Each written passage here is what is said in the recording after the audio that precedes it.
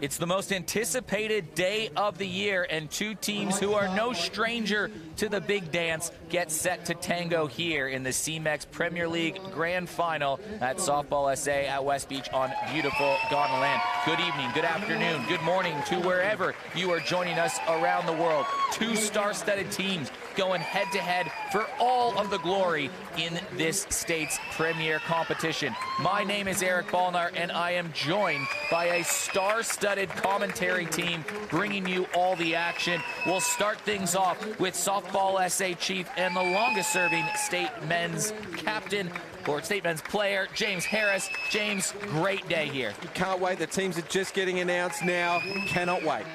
We also have five-time premiership coach of these West Torrens Eagles, 5 on the trot. How you doing, too? Anthony Weatherston, thanks for joining us. Thanks, Eric. It's great to have you back. Yeah, no, very excited to be here. It's going to be massive. Lee Hull, also back in the commentary booth, the most capped state coach. Nostradamus, you can call him here. He predicts everything going on. Lee, what's going on? What's going on, mate? Well, it's great to be here in an upright position calling this game. There certainly is a buzz around the diamond, and one of these teams in the competition, Port Adelaide. They're the defending champions. They won this whole thing last year. They hadn't ever played in a grand final in their entire club's existence of nearly 6 decades, and now they're playing in back-to-back, and they're the defending champs. James, Port are the champs. Why are they the champs, and why can they repeat this year? Well, they've got a terrific lineup, 1 through 9. They can contribute.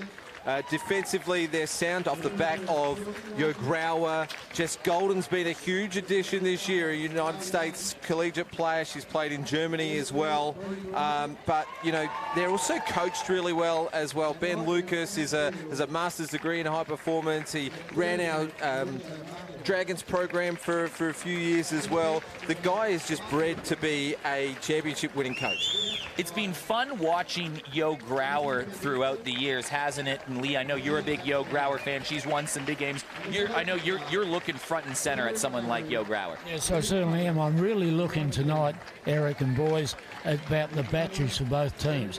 Yo Grauer pitching to Jess Golden for Port Adelaide, and of course Steph Straczynski pitching to Amber Hood. There are no better batteries in the Premier League than those two.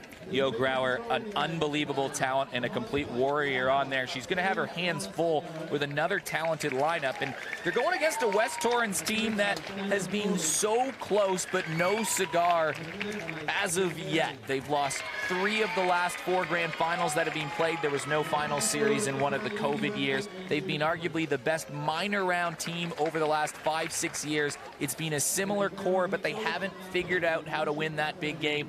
Anthony Weatherston, what do we like about West Torrens, and why could this year be a little bit different? Well, thanks, Harry. I mean, they brought back 3 icons of the club in Coach Lemery, Coach Thomas, and Coach McGee, who's all have multi-premiership experience, so they've all know how to do it. You can see in their record, 19 wins, their defense is lights out. It always has been for the Eagles. We're just about to take the national anthem here, so but yeah, I think this particular group, you know, Jordan Harris has come back. It's a massive in, so they're a better team than they were the season before. So we'll pause for the anthem, and we'll get back with some more info on the teams.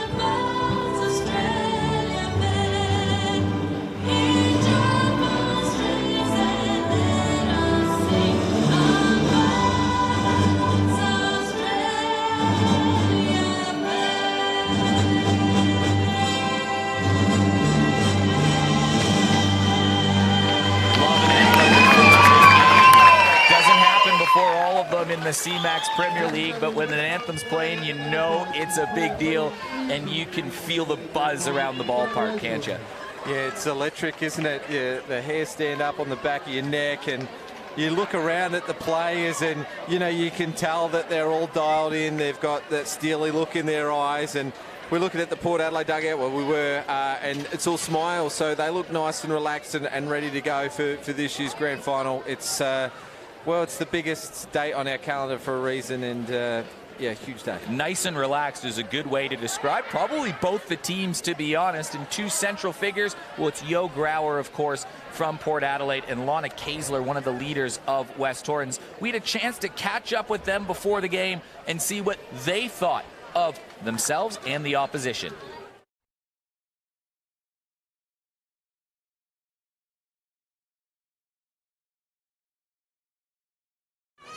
Let's try that again. We had Yo Grauer and Lana Kaesler. Both of them, they are central parts of this team. I mean, let's start with Yo Grauer. Ever since she came into this state, she's really made an influence, not just on the state team, but also with Port Adelaide. Well, not just Port Adelaide, but the whole softball community. Just a hell of a person. She's friendly as well. She'll talk to anyone, and then you have a look at the professionalism that she brings to both Port Adelaide and the Stars team. Really led the Stars to their championship winning in 2022 last year. Let's hear what Yo had to say. I think our identity has to do with how much we enjoy spending time with each other. We genuinely have so much fun out there. We have so much belief in each other. We play loose. We play like we have nothing to lose. I think we have a bit of an underdog mindset, so we're super hungry to win the games all the time. And like I said, everyone just genuinely has a belief in one another. If someone makes a mistake, we just brush it off and we know we're going to pick each other up. I think everyone's just found their positions that they knew they were going to get settled into for finals, and gain confidence in those defensive positions. And as well as the lineup, we've started hitting well. People are getting extra sessions in, just doing the extra work and having game plans against pitchers that they can feel confident in the box. And what makes West Torrens a formidable opponent? Well, obviously we've got Steph in the circle. She's had an amazing season. She's always a really tough competition pitching against, and their hitting lineup is always great as well. Well, the game starting a few minutes earlier than scheduled, but that's okay. It's time for softball.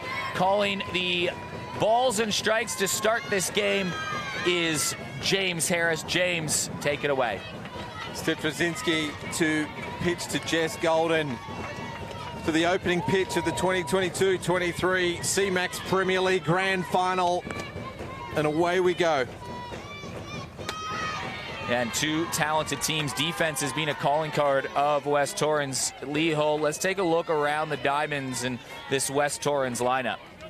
Thank you, Eric. I will do that. Trzynski into her motion and just missing. Looked like she missed the top the first pitch, and looks like she missed the outside edge the second. So Golden out to a 2-0 count.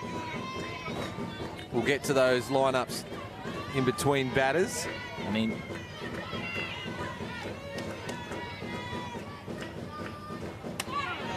found the mark this time round. Yes, it's Steph Trzynski to Amber Hood, Kelsey Nuckett first, Jordan Harris second, Sophie Hoyle third, in the hole at shortstop, Lana Kaesler. Outfield, left to right, Brodie Brovnik, Alicia Marching, Jackie Bill, and we have a DP, that's Carly Allen, for centre fielder, Alicia Marching. Plate umpire Steve Wallace-Yarrow, just really tight early on. Doesn't look like Amber Hood shifted too much from behind the plate. 3-1 count now, and the dangerous Golden with a great hitters count. Fires that one in for a called strike. You don't want to be loose to Golden, but when you're in a 3-1 count, you don't really have a choice but to slot one. Absolutely, and she's a difference maker in the way that she changes the way that the defence sets if she can get herself on base, which she can do half the time when she gets to the plate. So she's an early danger marker for the Eagles. Gets after this one, pops up to centre field. Alicia Marchek is out there to take the catch in the first out of the game. Yeah, always a nervy one, and you take a look at Steph Trzynski this season. She has been unbelievable in this circle. She's only allowed 2 earned runs all season long. In her 50-odd innings, she's struck out just over 100 batters. She has been absolutely dynamite, so easing into the game as she usually does with the first out. Some great action on the CMAX replays. Interesting to see that they went inside on her when the money pitch came up, which was obviously Jess, we've seen hit a lot left, a lot up the middle. We've only seen her really pull the ball a few times. So to see Eagles attacking her at that on her hands early is a sign of things to come, I think.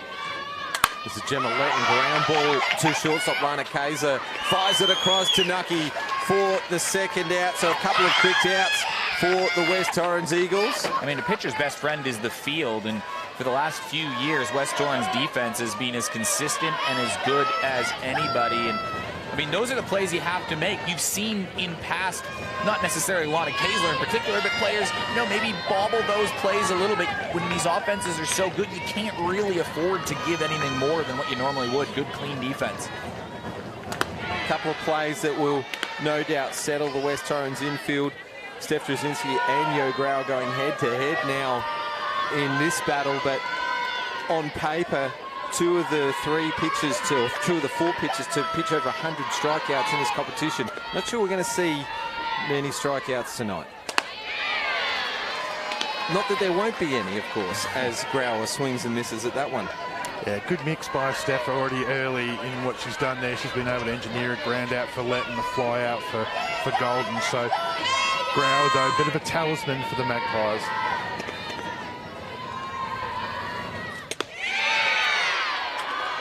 Grauer leaves that outside edge, and probably the only other person that didn't like that pitch was Steve Olashio. The West Torrens defense were right behind Drzezinski there.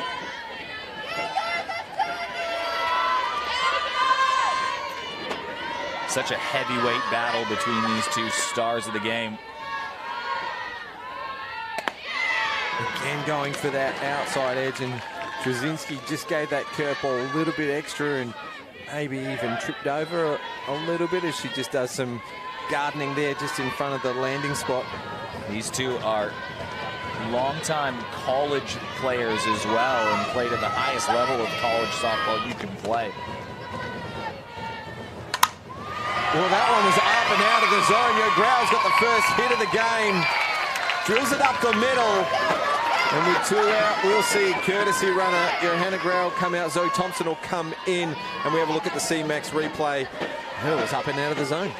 Yeah, sometimes you're going to just take what you get. But, I mean, Grau, the advantage with her is just power.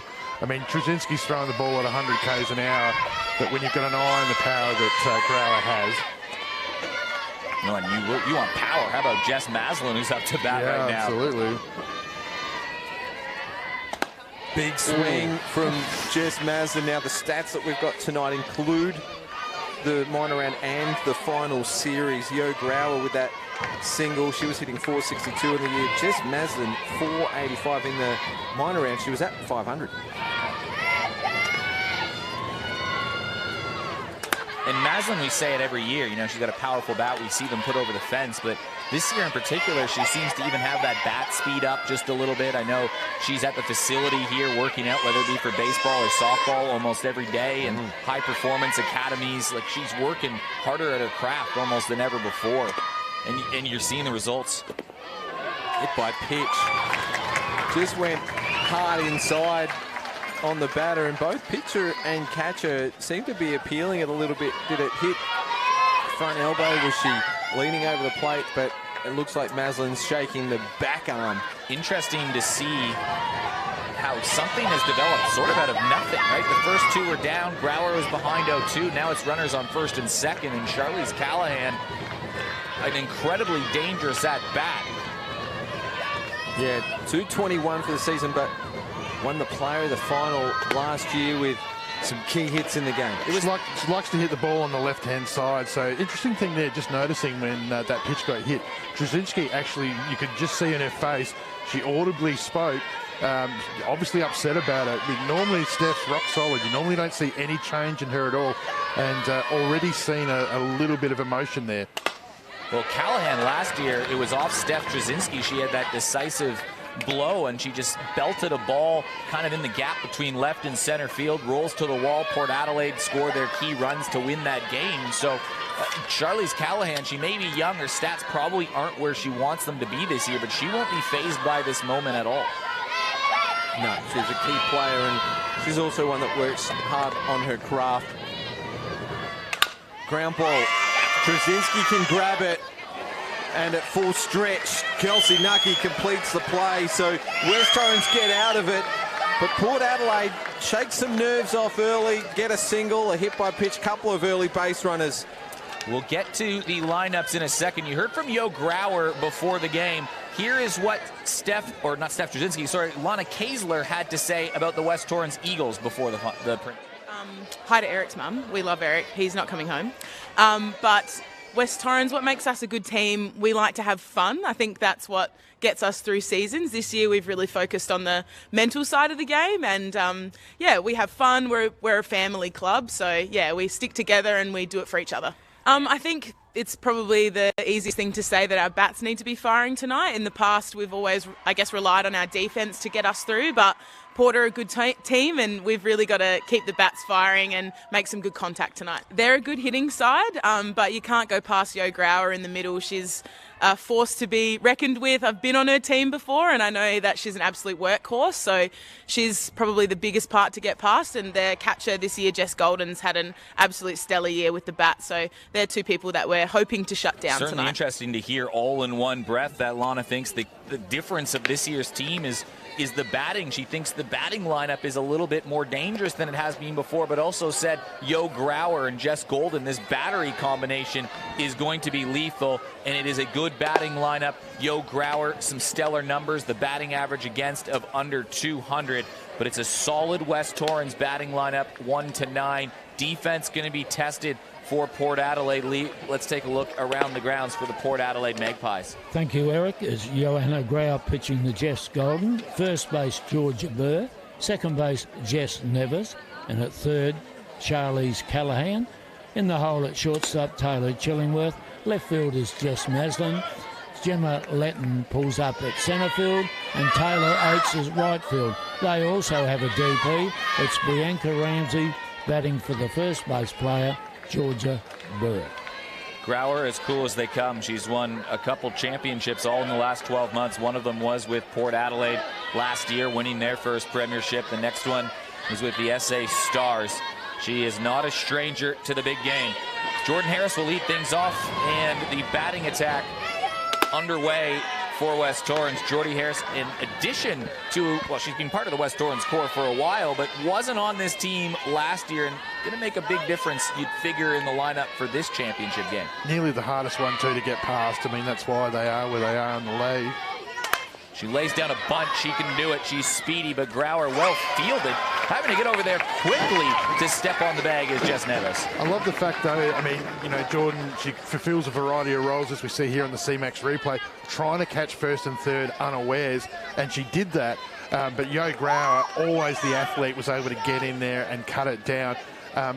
But the advantage, interesting part there, just noticing, and Steph's doing exactly the same. Both of them are batting very deep in the box, and they're batting towards the back as well, which is, ironically, if anything, opening up the screwball, which is Yo's go-to pitch. Trzynski up to 2 in the lineup. Hood, Kaesler, Hoyle will follow.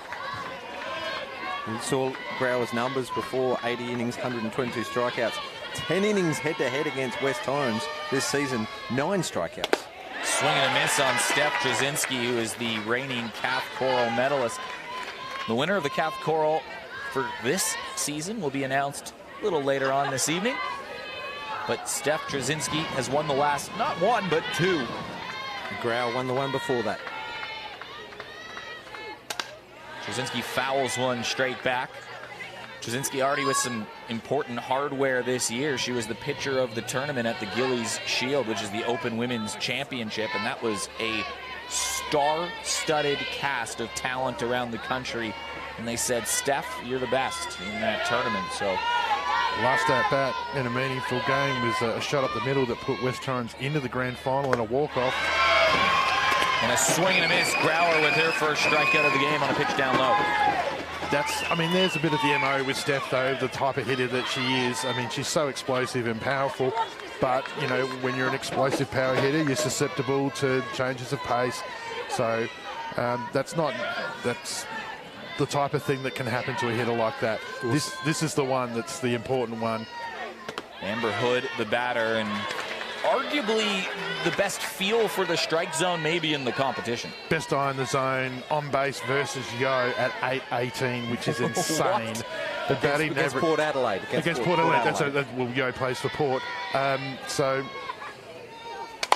grounds one over towards short, having to charge onto it. Barehanded play across the diamond from Taylor Chillingworth. It was that double clutch. She couldn't field it cleanly at first, and now it's a base runner. The point made by Anthony has just come to fruition there. 8-18 on-base average against Port Adelaide for the season in her 4 games.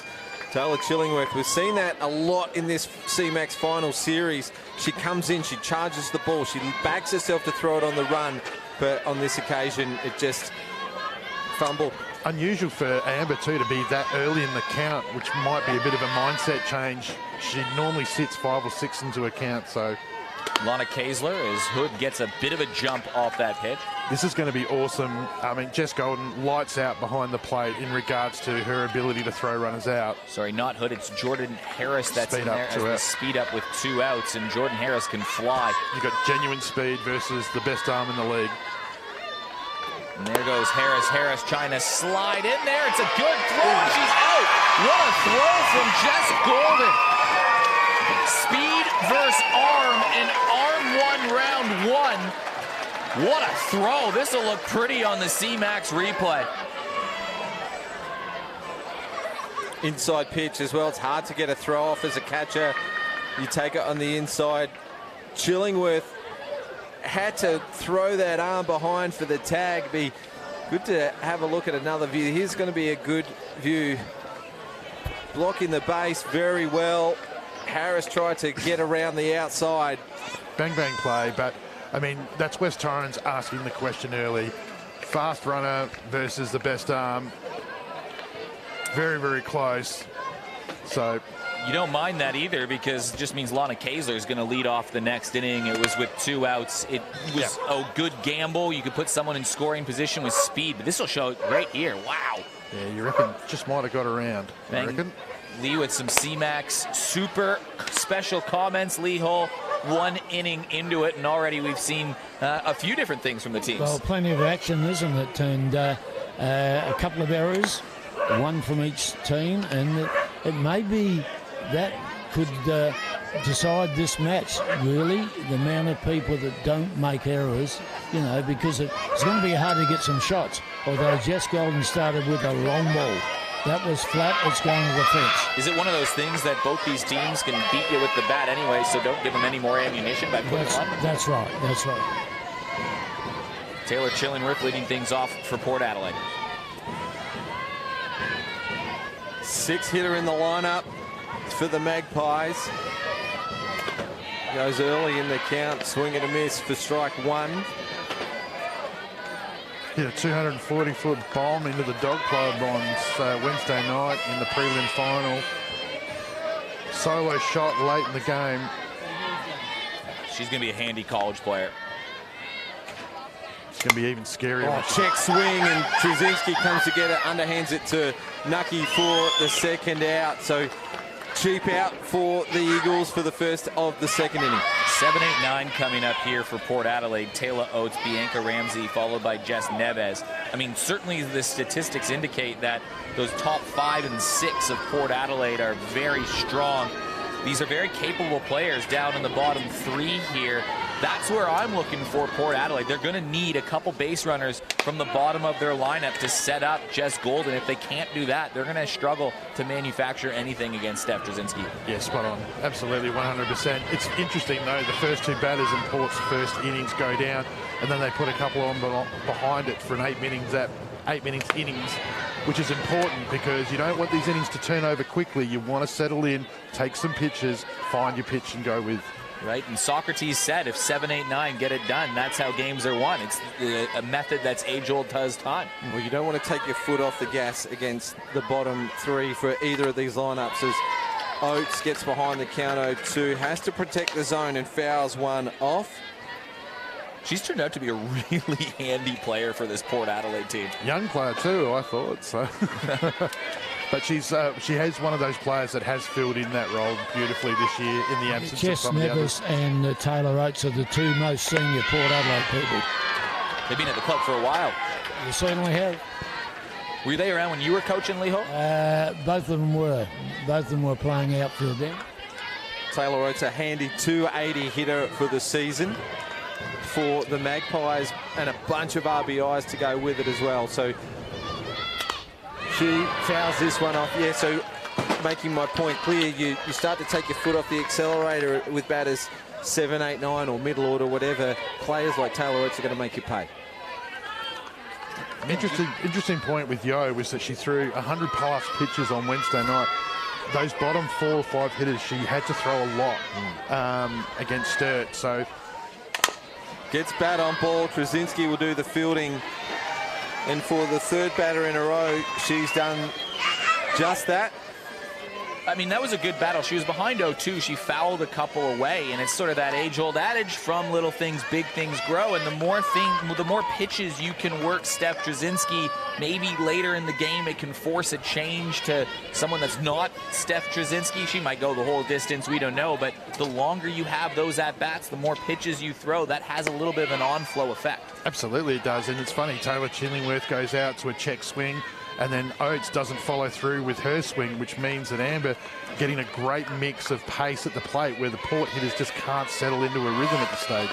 Trzynski fires the first one in for a called strike. And Bianca Ramsey is a new player to the Port Adelaide club this season.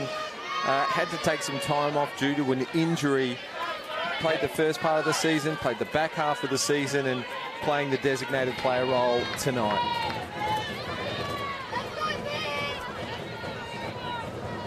Yeah, she hurt her hand on the first baseball game of the season. She strikes out there. But I think she's got some power, Bianca Ramsey. She's one of those X-factor players that you know she has some pop. If she can drive one of the outfield, that should be it. Premiership player with Walkerville Cats, doing just that in the lower order for the Cats back. A few years ago, I'm talking Jessie Dreswick era, in that she was popping them just over at some bloopers and scoring runs. So she was a key player in those premiership years. It was a premiership Cats team that beat the West Torrens Eagles twice to win a premiership. And you know what, if you're a West Torrens Eagles supporter or you've been around it, you're almost traumatized by grand final day in a sense, because it's not like they've lost grand finals by a wide margin. It's like every grand final they're in, there's been one big moment where it's just all seemed to dissipate around them. They've been right there. Literally, they've lost 3 straight coin flip grand finals despite being the best regular season team. This is opportunity number 4. This game is either going to support a story of can't get it done in the grand final, or it's going to completely change everything that's been written about them in the past. I've always said that I've maintained that I believe that Linda Martin's the GOAT in a lot of factors in regards to coaching, play, and all those types of things. Walkerville lost 4 out of 5, went on to win 10 of the next 12. Sometimes that dynasty begins on the emotion of what they're going through at the moment. They've been knocking on the door for a very long time. They're just trying to get in now. And these grand finals, as Lana Kaysler back up to bat to start this inning, they haven't been high scoring in the past in general terms. It's usually been tight. It's usually gone down to the final inning. There's been a handful of them. But more often than not, it's that low-scoring 2-1, 3-2 sort of range. Maybe runs pile on in extra innings, but don't be surprised if you're sitting here in the 7th and saying, gee, we've got a moment here. Yeah, don't expect a high-scoring game against 2 quality pitchers, 2 quality defenses, but, don't count out the 2 quality offenses that we have. I'm sure there'll be runs in this game. Good battle from Kaysler, 0-2. She's now fouling off a couple pitches to start this at-bat. 23 minutes, and it's the Eagles' number 4 batter that's come to the plate. It's taken us a long time to get just to the bottom of the 2nd innings, which just shows you the quality of what we're going through at the moment. 2 genuine superstars in the circle.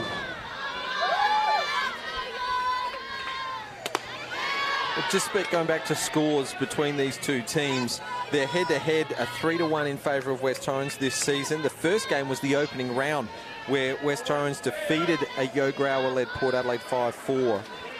West Torrens beat Port Adelaide back in January 7-0. Port Adelaide beat West Torrens 3-0 for Pride round, and when they last met on the 1st of March, it was West Torrens that defeated Port Adelaide 8-1. Do you know, in each of those games, Grauer and Trzynski did not go head-to-head.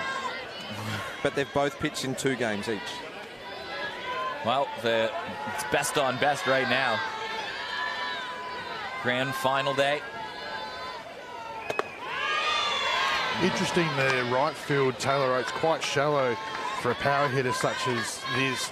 Left field quite deep, which is Maslin, who's we've seen take some great catches. All of the West Torrens hitters so far, back of the box, right up in the far corner, exposing themselves to Grauer's screwball. As if they're actually egging it on. Fourth foul ball here on this at-bat from Lana Kaesler. It's 8 pitches she's faced now, and it's still 2-2. Yep, she started at 2-zip too after the first 2, so it's a great fight back. Yeah, we talked about the two teams coming in with a plan on Wednesday night, didn't we? We saw Port Adelaide aggressive at the front of the box against Sturt, and we also saw Sturt make Grauer throw a lot of pitches. Looks like West Torrens playing back of the box, and as you said, they've really opened it up for that screwball to come in and jam. Hard hit ball to the left side. What a pickup from Chillingworth. Wow. Just wow. That's mega by Taylor Chillingworth. Well, the kid's done it. CMAX replay will tell the story. She stayed low on the ball. That was so important that she had her glove down, scooped it up really nicely on the backhand side, and in one motion she got up, fired it across for the first out of the second inning. If you need any evidence of why she's going to the US college system, there's your tape. And that was incredible. She just popped up. I'm sure we'll show that replay again. She's like Dua Lipa. She just levitated. Like, it was incredible how quickly she popped up. Look at this. Whoop. Yeah, great play. Georgia Burr completing it at first. Sophie Hoyle up to bat. I mean, that changes the complexion of the inning. Instead of having a base runner on with nobody out, all of a sudden you're feeling a little bit more comfortable. It's a great bat by the skipper, though, in the sense that, as you know, she fell behind in the count after 2 pitches, and then she's battled on for another 9 and gone out to a hot play. Defense always wants to get the lead off, but at least if from the offensive point, at least if your lead off at bat is a strong at bat, at least gives the following hitters some confidence behind. 2 out count, free hitter here for Sophie. Start swinging at this one, girl. Surprise, surprise. 2-1 count. It's 2 stellar plays from Taylor Chillingworth now on the field to take base runners off the path. Sophie Hoyle still in the hitter's count. Fouls one straight back. This is her 3rd season with West Torrens. She was at Glenelg before then. She played in a grand final with Glenelg back when they lost to Sturt. This is going back a number of years now. Some big names playing in the team that year. Jamie Mead. Morgan Lashley was the pitcher. Pitch on the outside, and 2 straight plucky at-bats from these West Torrens Eagles. They went early in the count inside, and they're sort of using the high and away waste pitch later in the count. Be interesting to see if she goes back inside here. Nope, stayed up. Good discipline by Hoyle. Base on balls for the second base run of the game for West Torrens. Kelsey Nucky coming up to bat, and it was her double in the qualifying final last week versus Sturt. A double smashed to the wall that scored a run to tie the game. West Torrens were down 2-1 in that game at the time. Nucky tied it up. That's the contribution you're looking for from the bottom of the lineup. And now we've already seen Port's bottom. Now we get to see what this bottom half of West Torrens looks like. And there's some serious talent. Nucky, Allen, Borovnik, and Beal. Jackie Beal, probably the leading 9 batter this season statistically. Nucky with the base runner.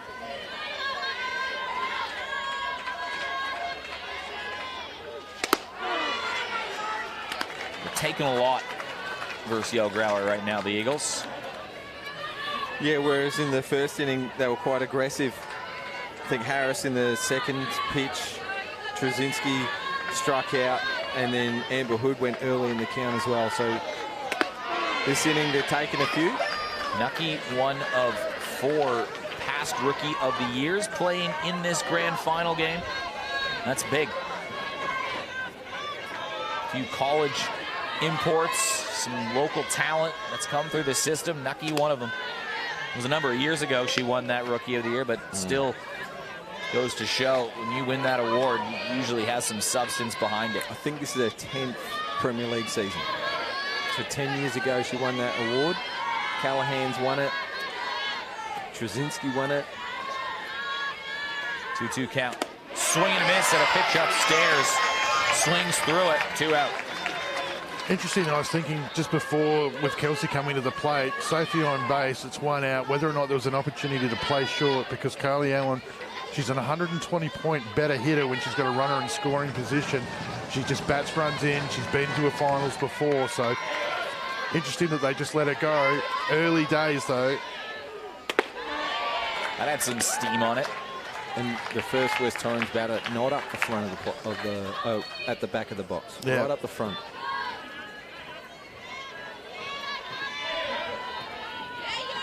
First run, so big. Yeah, Carly doesn't necessarily really extend on her swings as far as like rotating through her shot. Her power arc really just comes from a really strong right hand. That's why she likes to drive the ball up the middle, just punches the ball. Swing and a miss. Grauer, 2 strikeouts in the inning, 3 on the day. And both pitchers looking mega sharp so far. Just 1 base hit through 2 innings of play. We're off and running, and nothing much between these teams. It's already a pitcher's battle, a battery combination. We head to the CMAX special comments from Lee Hull, and that's exactly what you said would happen at the start of the game. That's, you don't have to be an Einstein to work that out, boys. 2 best pitchers in the state. They're going to be gunning at each other, neither of them wanting to lose. Unfortunately, at the end of the day, there's going to be a loser and a winner. It's going to be very tight to see who that is.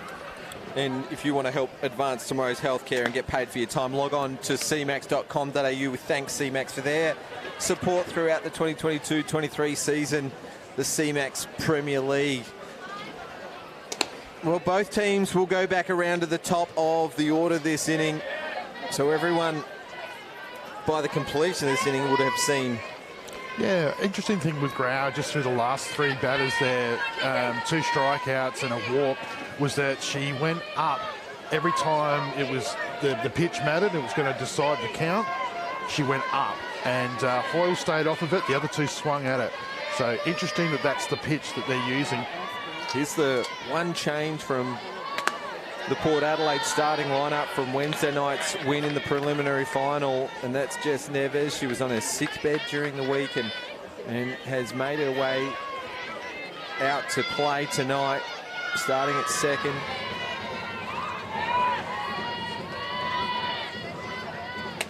Swing and a miss. That's a great point you're making there, Anthony, about pitch selection when it matters. So I'll ask you this about both the pitchers. Let's start with Steph Trzynski. After this pitch, I'll ask you a question. 1-1 pitch. What finds the outside edge? What do you think Steph's best pitch is? Scarily, I would say that I don't think she's got, she would say that she's got a best pitch, but I think the reality is she does all of them really, really well, and that's the difference. So if that one.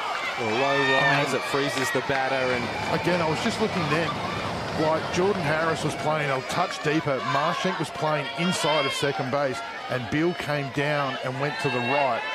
So it would, and she gets rung up on a curve on the outside.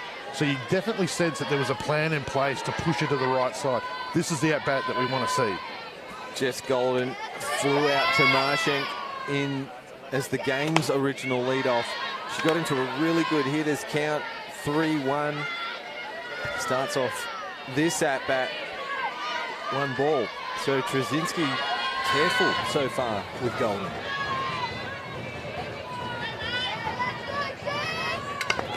Tries the running bunt, which sometimes is a show of nerves because, you know, perhaps your confidence to swing away isn't there, but trying to do a team thing. I mean, this you're right, whether this at-bat is everything. If Golden gets on here and then gives Letton and Grauer with 1 out a couple swings at bringing her around, this is massive.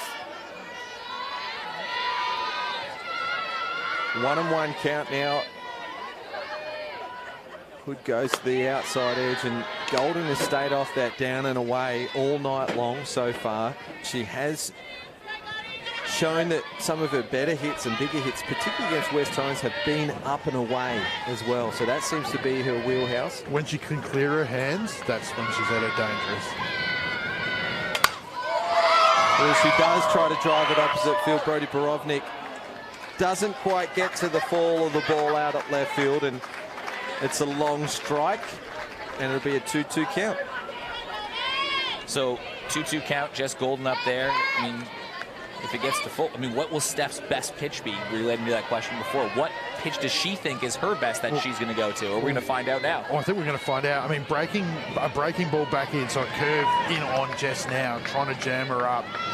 Don't let her clear her arms, but you've got to make sure you take the inside edge. Does that. She tries to jam her up, and Golden pulls that one foul. So a hard hit shot into foul territory at left field, backed up by a hard hit shot into foul territory in the right side. Count remains 2-2. Both weapons just throwing everything they have at each other right now. Lee Hull, special comments. I'll tell you what, even though she's such an aggressive player and hitter, she's got patience in the batting box. She's waiting for the one she wants. She knows she can belt it. 2-2. Swing and a miss, and Trzynski wins this battle. James, you called it. You said up and away. There you go. Noticeably with Amber Hood tonight behind the plate, you can see Steph.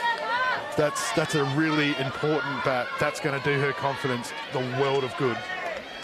Yeah, 2 strikeouts in this inning, 3 strikeouts in a row for Trzynski, and she's rolling.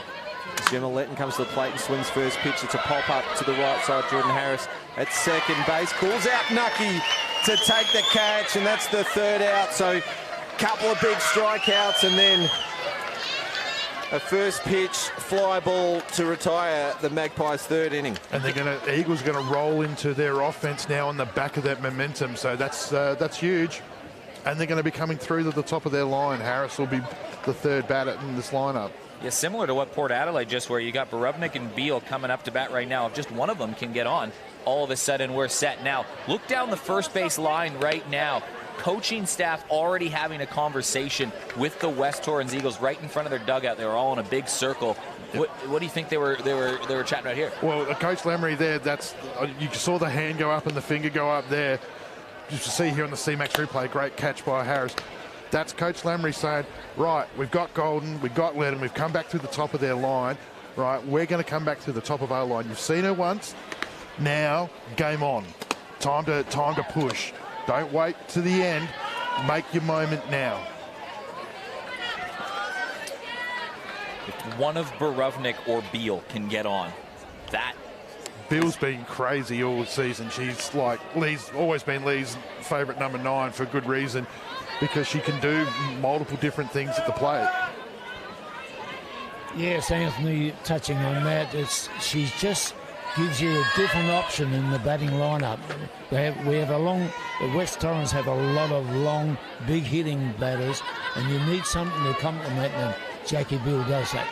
Borovnik will start things off. She's got sneaky power, Brody Borovnik. She can drive this ball. And she goes after a pitch, and again, Yo Grauer sending something up. Yeah, just going back over some of the highlights of the West Torrens Port Adelaide clashes throughout the year. Borovnik's got a couple of hits against Grauer for this season. Yeah, 317 average and 300 v Grauer. Not too many people would say they've got a 300 average versus her, especially batting at 8. Grauer tries to nibble on the outside. Borovnik will reset on a 1-1 count.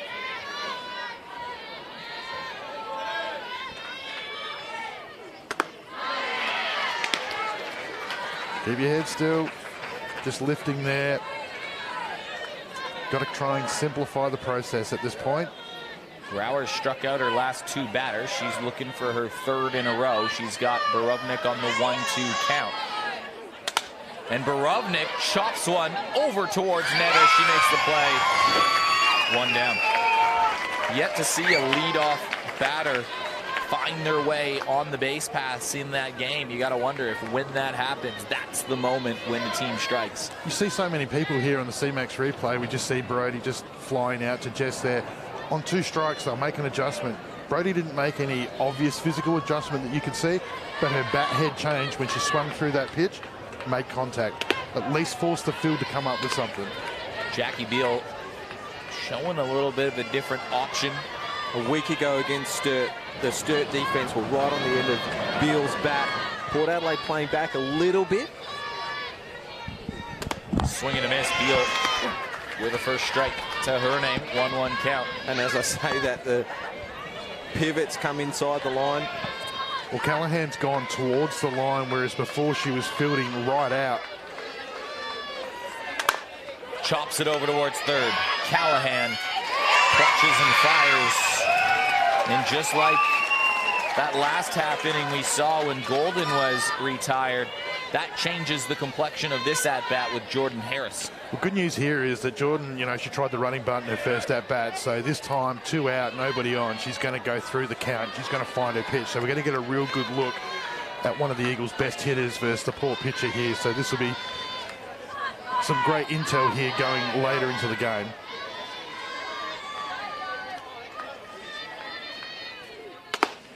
Swing and miss again. Up. After a rocket too, so... Well, I mean, Grauer clearly has a plan. Yeah. But that's the advantage of what Golden's brought her to this year. She's challenged Grauer to throw a more wide range of pitches. Most of the hitters used to just get rung up on that screwball late in the count because they just couldn't capture it. But now Golden throws them all around. She gets them on the rise, she gets them on the outside, and even on the change. So Grauer's actually a better pitcher for it. And she's moving it around, and she gets Harris to swing through one on the lower side of the plate. Yeah, well, Harris has had 2 big cuts here. The first one bigger than the second. You can just see Jordan's bat speed. So it's not going to be the speed of the ball. It's just trying to anticipate that.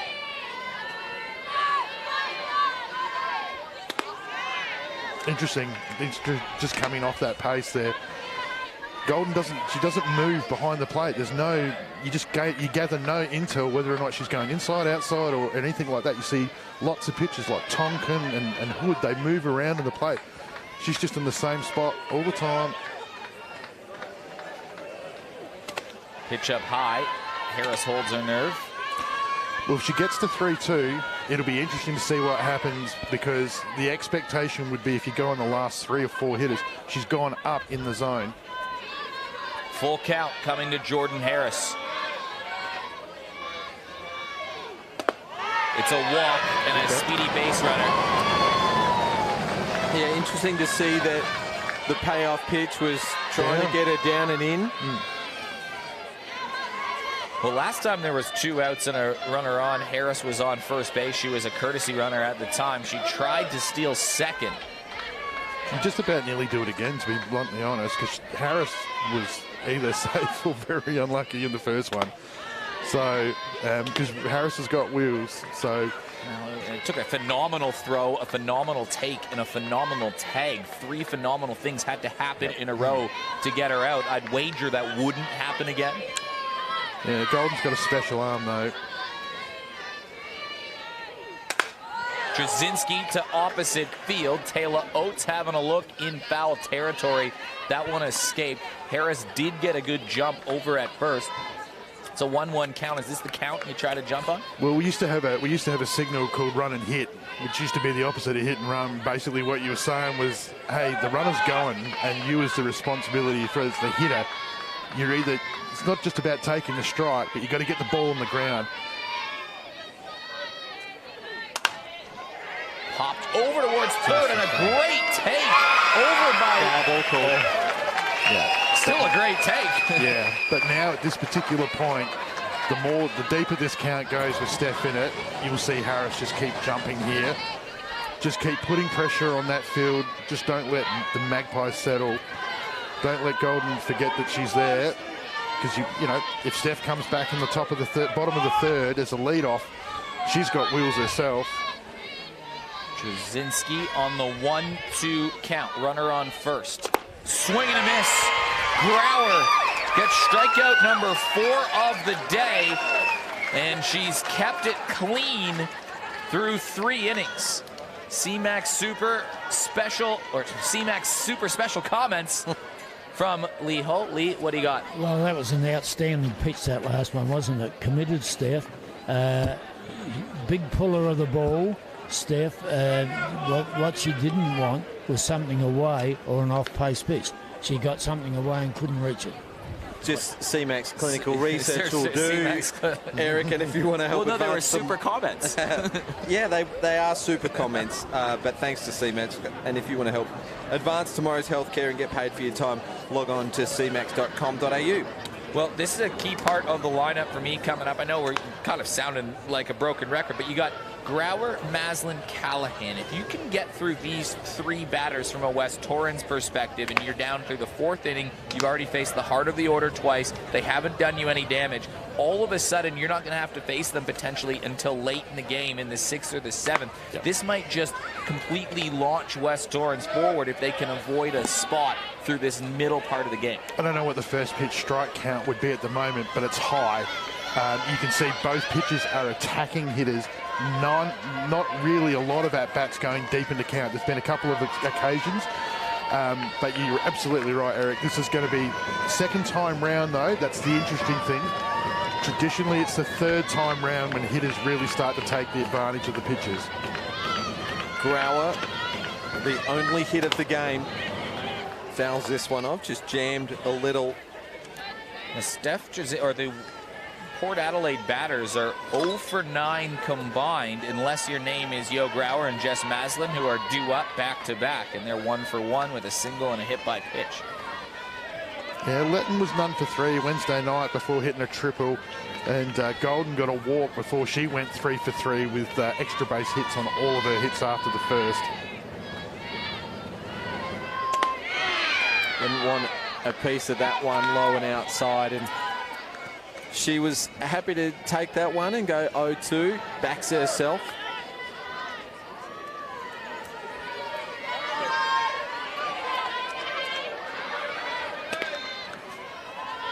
Trzynski will deal, just missing that outside edge again. That's part of the setup, though.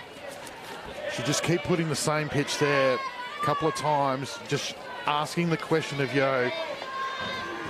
Doesn't strike out often, just 2 strikeouts for the season, Yo Grauer. Good breaking ball. Great pitch by Steph. Great call by Amber. Goes down swinging on this occasion for her 3rd strikeout of the season. So Trzynski now with 4 to tie it with Grauer. That'll mean a lot to Steph too, because it just happened to her. So that's going to make her feel a lot better. Here's Jess Maslin. She had a couple of massive cuts before she was hit by pitch. Off pace for the first pitch there, just in case she did do the same thing again. She would have been hitting on an off-speed ball.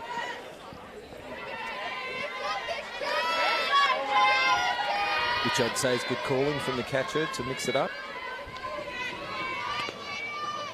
1-0 count. Gee, she's got great hands, Jess Maslin.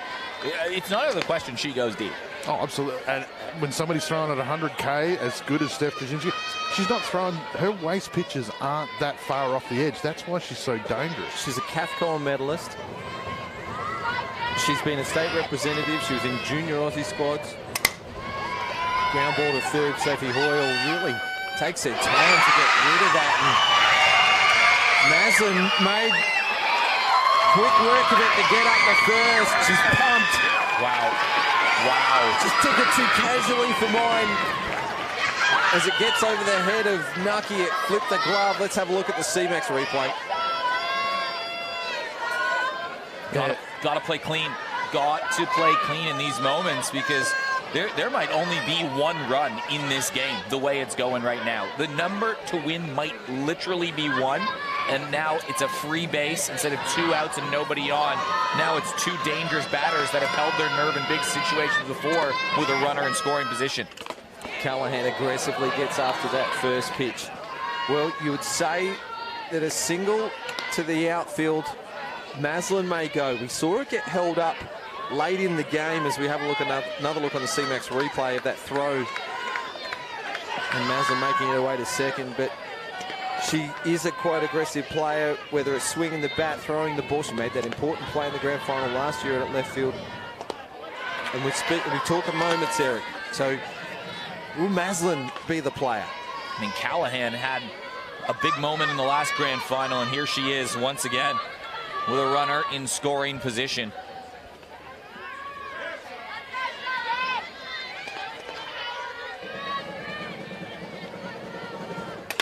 Fouled this one off, and she's had 2 big swings at it, and she's fouled them both off. I like it. She's not shy. Yeah, Amber setting up outside. Callahan got a massively open stance. She steps in, obviously late on the pitch release, but Amber's last 2 times she's been on the outside edge. 1-2 with a runner on 2. Ground ball is short. Kaiser has to come and take it on the second bat. Slips as she throws it. Nucky picks it up with her glove, and she's slow to get rid of it as Maslin takes advantage of another hiccup in the West Torrens defense. And this just opens up everything right now. Yeah. She slipped. That was what it was. And look, I mean, we've had some wet weather this week. I mean, the grounds crew have been lights out and doing what they've done. You know, so no mistake there by anybody. That's just bad luck. Unfortunately, Lana, just the speed of Callahan, just making sure that she had to get there. The most important thing with the runner was that she just had to recover the ball. So, I mean, it's 3 outs. We're out of the inning right now. We're done. I mean, this is West Torrens about to come up to plate. Instead, Charlize Callahan, if she can drive a ball to the outfield and just a fly ball, I'm sending that runner and taking on a throw. yeah. Well, 1-3 split here for the West Torrens defense with 1 out, and the dangerous Chillingworth to the plate. Watches that first one for a called strike. Well, the thing here, of course, is, you know, Amber probably works that outside edge. Chili's, she's a tall batter. She's got a big zone, so you've got to try and take the double play ball into account here. So Harris up. She's fielding shallower, much shallower than she was. Kaiser still behind the line. CMAX special comments, Lee Holt. Well, I'm passing her up here, boys. I don't know what you think. I'm putting her on base to get the Taylor Oates. There's 1 out only. This girl hit a home run on Wednesday night. I know it's a different pitch of the night, but it could happen. 0-2 count.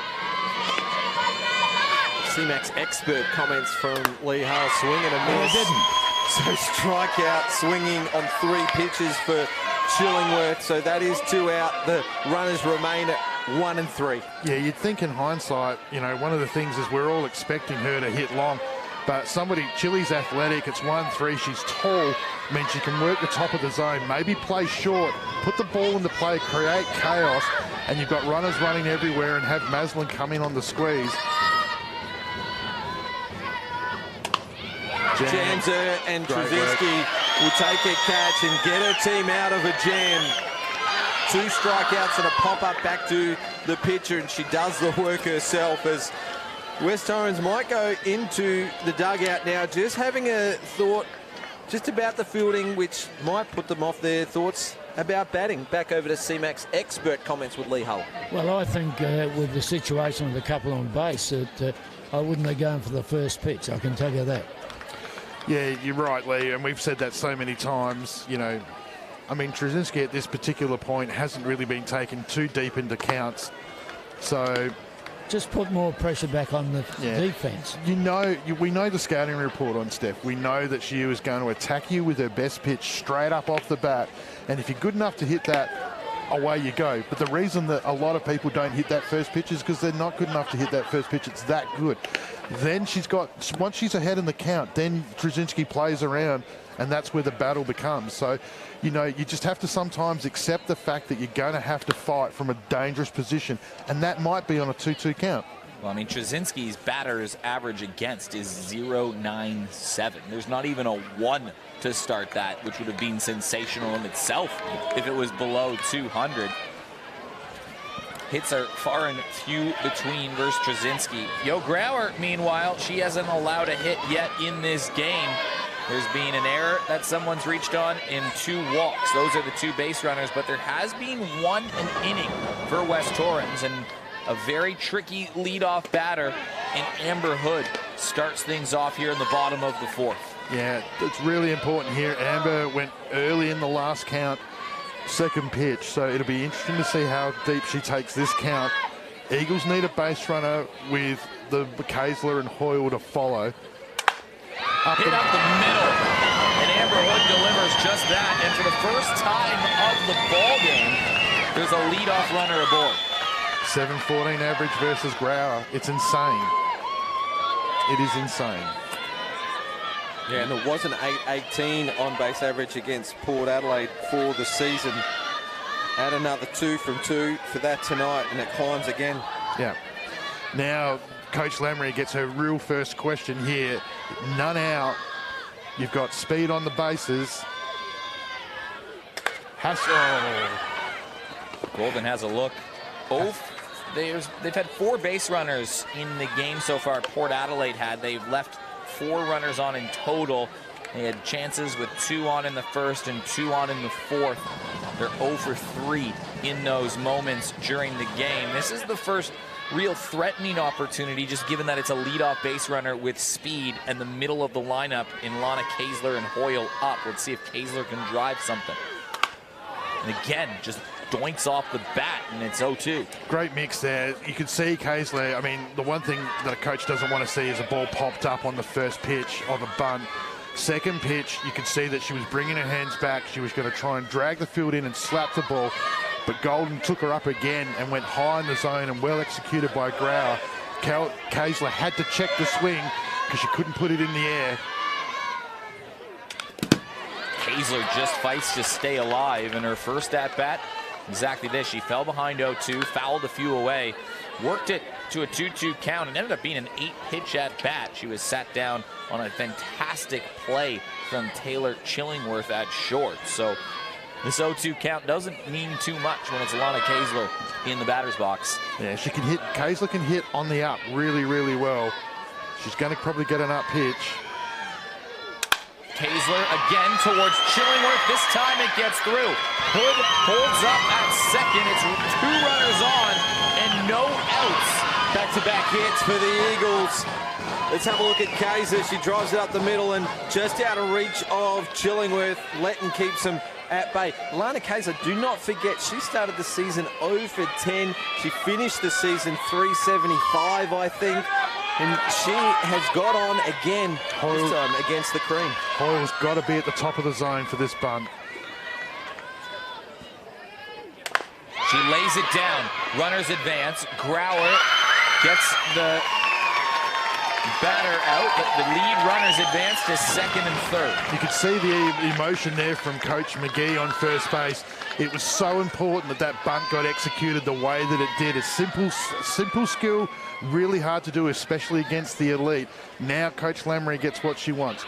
Runners in scoring position, 1 out. She gets 2 cracks at it. Anything loose at the plate's fair game. And one of the most loyal West Torrens soldiers over this run of West Torrens being so close the last 6 or 7 seasons, in Kelsey Nucky comes up, and this is a crucial moment. She loves to pull the ball, Kelsey, but can also go up the middle. And later in this season, she's had some plays where she's been able to do that. So, again, Taylor Oates really wide for a right fielder versus a hitter like this. Massive gap.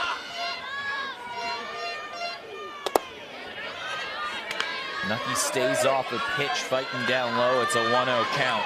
Kaysler at second, Hood at third.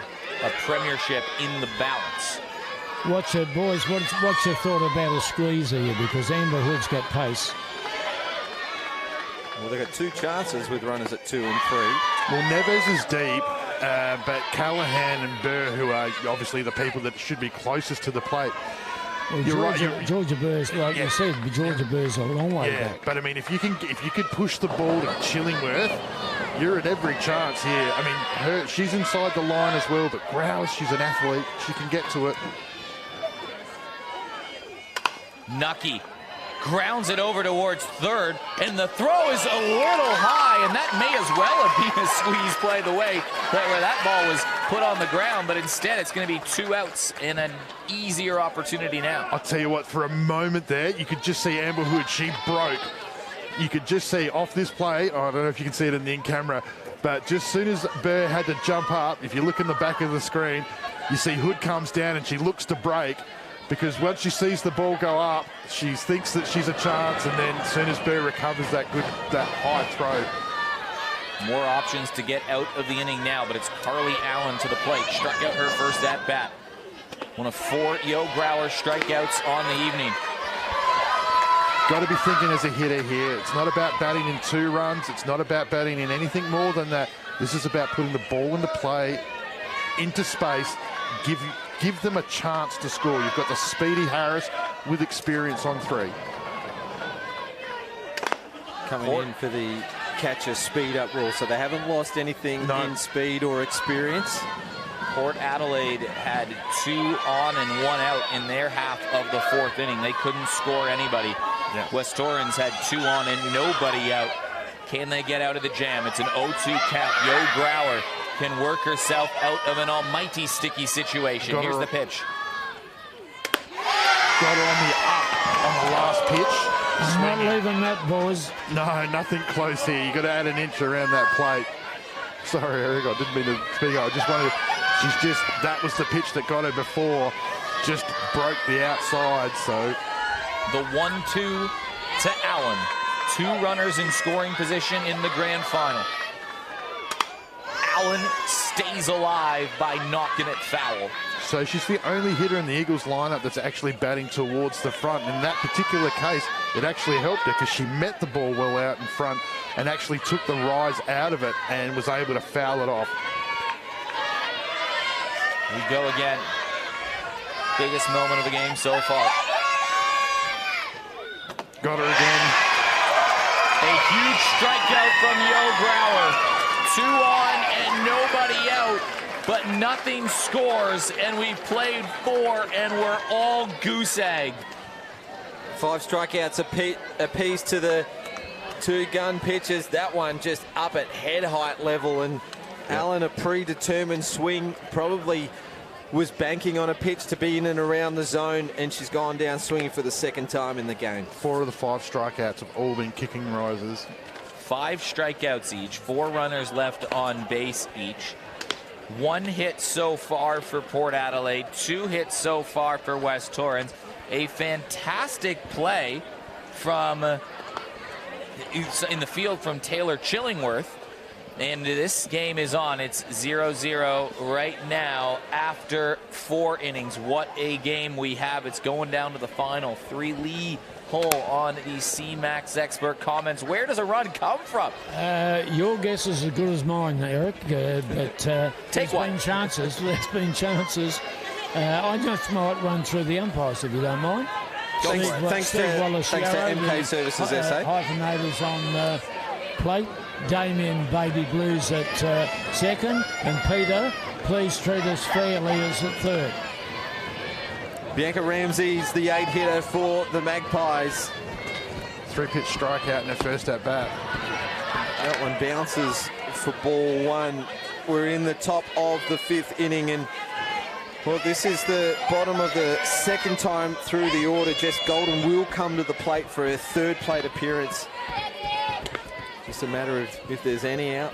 And I think a run will come in the 5th inning for one of these 2 teams, because you have Borubnik and Beal for West Torrens. You have Ramsey and Neves. If one of them can get on,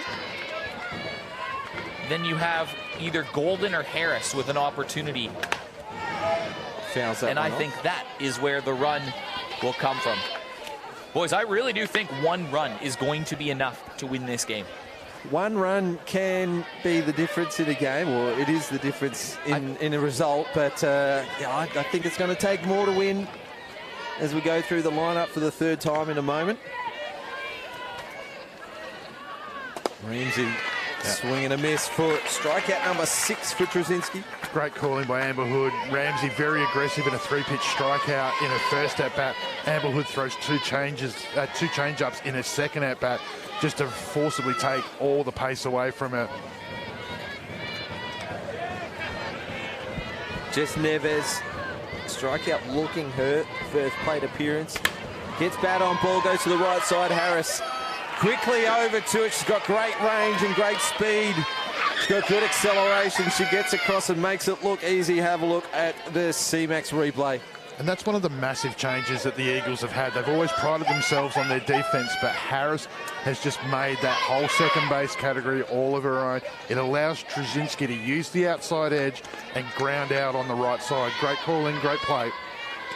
2 out for the leadoff, Golden. She's had a fly ball to centre field and a strikeout so far in this game. She's a 500-plus hitter, so averages would suggest that she's due. And if Neves or Ramsey had gone on, I really do think that they would have scored. Just like I'm going to maintain that if Borubnik or Beal get on in the next half inning, they're going to score for West Torrens. Early predictions coming from Eric Bolognese. Wow. She just drills it to the left side, and Borubnik gets there pretty quick, but Jess Golden gets a good piece of the ball. The hands go up towards her dugout. Let's go, she says. She'll be replaced on the 2-out catcher speed up. And again, if had one of those two previous batters got on, you'd have 2 runners on. You'd have Letton, Grauer, and Maslin coming up.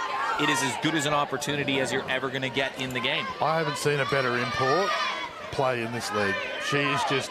Ooh, that's awesome a massive call. Gabby Snyder comes to mind. Monica Perry is the best pitcher that we've seen. Never saw those two play. Chelsea Cohen comes to mind, a Kath Cole medalist.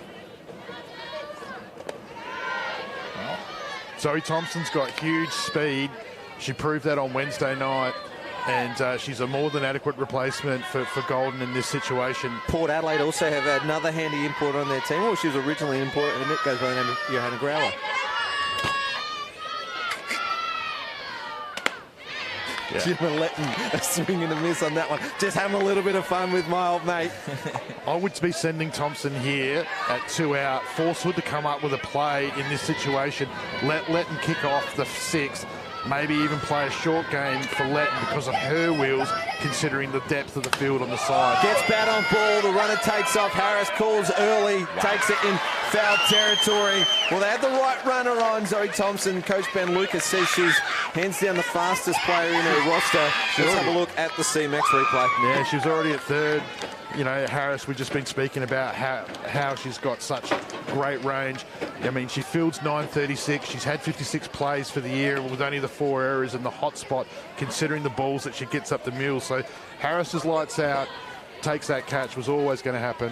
West Torrens, I'll say it again, they need a base runner for Harris or Trzynski because this game has got late fast, hasn't it? Yeah, it has moved along. Just want a quick shout out, Eric, if I can. Just over in the little VIP section that we've opened up tonight for the Bar 66, Alan McAuliffe, Hall of Famer out on the far right, Julie Dale, Jill Williams, Neville Lawrence, and some of our proud sponsors, MSC Sportswear, all in our little VIP section, so it's great to have them there tonight. Here's how late this game has got Anthony Weatherston and Lee Hull. If West Torrens can score here, they're 6 outs away from breaking that premiership drought.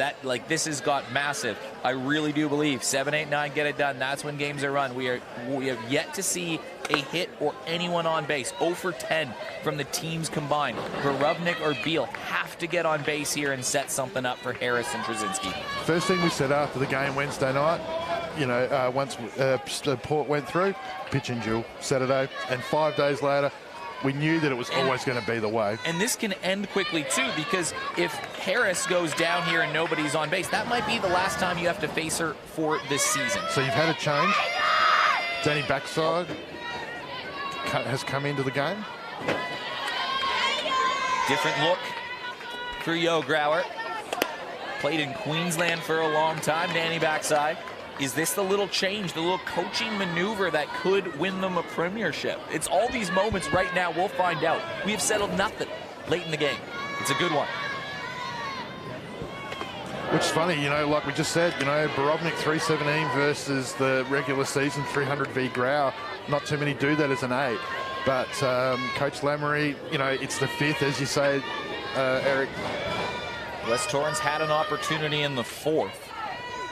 Runners on 1st and 2nd and nobody out, and they couldn't score the runner. Yeah, that rise ball of Grau's is just brutal. And because Golden, she's athletic and she's tall, she can just get to the top of that zone real easy, which allows Yo just to let it go.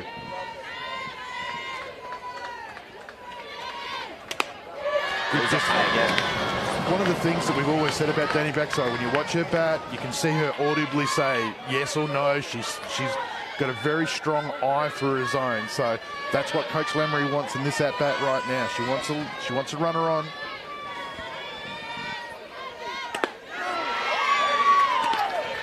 Inside called strike, evens the count up, about a couple each.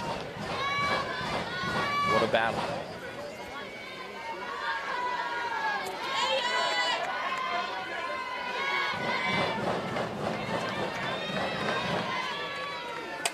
Backside slash on the right ground from Jess Neves. Takes away a base runner. And that was pure effort and heart from Neves. Huge play on the CMAX replay. Neves at full stretch. Doesn't have to get high off the ground, but which is fortunate for her. But a great play and a base run saving play. Jackie Beal, first pitch swing.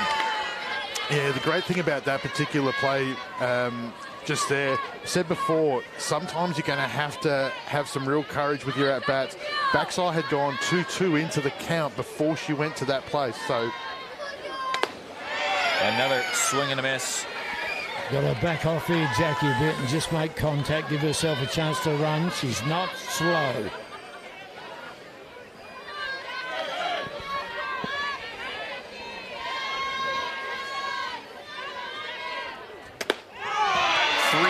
Strikeout, the 6th of the day for Yo Grauer. The shame of it for Harris is tonight that she's come to the plate twice as a 2-out batter with nobody on. And so it's sort of limited the quality of the hitter that she is. Now she's just got a bat and it's 2 out. It's like we need those 7-8 batters to get on base. Yeah. RBI hit a 14 for the season. 0 for 12. Combined between the two teams, the 7, 8, 9 batters. The middle of the lineups for both teams will be coming up here in the 6th, as we've got light here in the grand final of the CMAX Premier League right here on beautiful Ghana land. This has been a tussle between two epic pitchers. Harris watches one dip down in the dirt. Yeah, I mean, you got to remember Harris missed this game last year. You know, the heartbreaker sitting in the stands, and now she's been able to get back to the Stars and be a part of the Gillies. Now she's here again. Could be the difference. I mean, Harris, if she goes out here, it could be her final at-bat of the season. Golden might have had her final at-bat in the previous inning. Yeah, that's where we are in the lineup right now. If you can't break the deadlock, though, we will go into extra innings. 7 innings is regulation, so the team winning after 7 complete. Otherwise, if it's a tie, we'll start with a runner on 2. Swing and a miss. We famously predicted, I think it was the 18-19 grand final between West Torrens and Walkerville to go to triple extra innings, and it only went to double extra innings on that occasion. Terrible. Terrible prediction. 2-2 count. Oh, great pitch. Took the pace off it.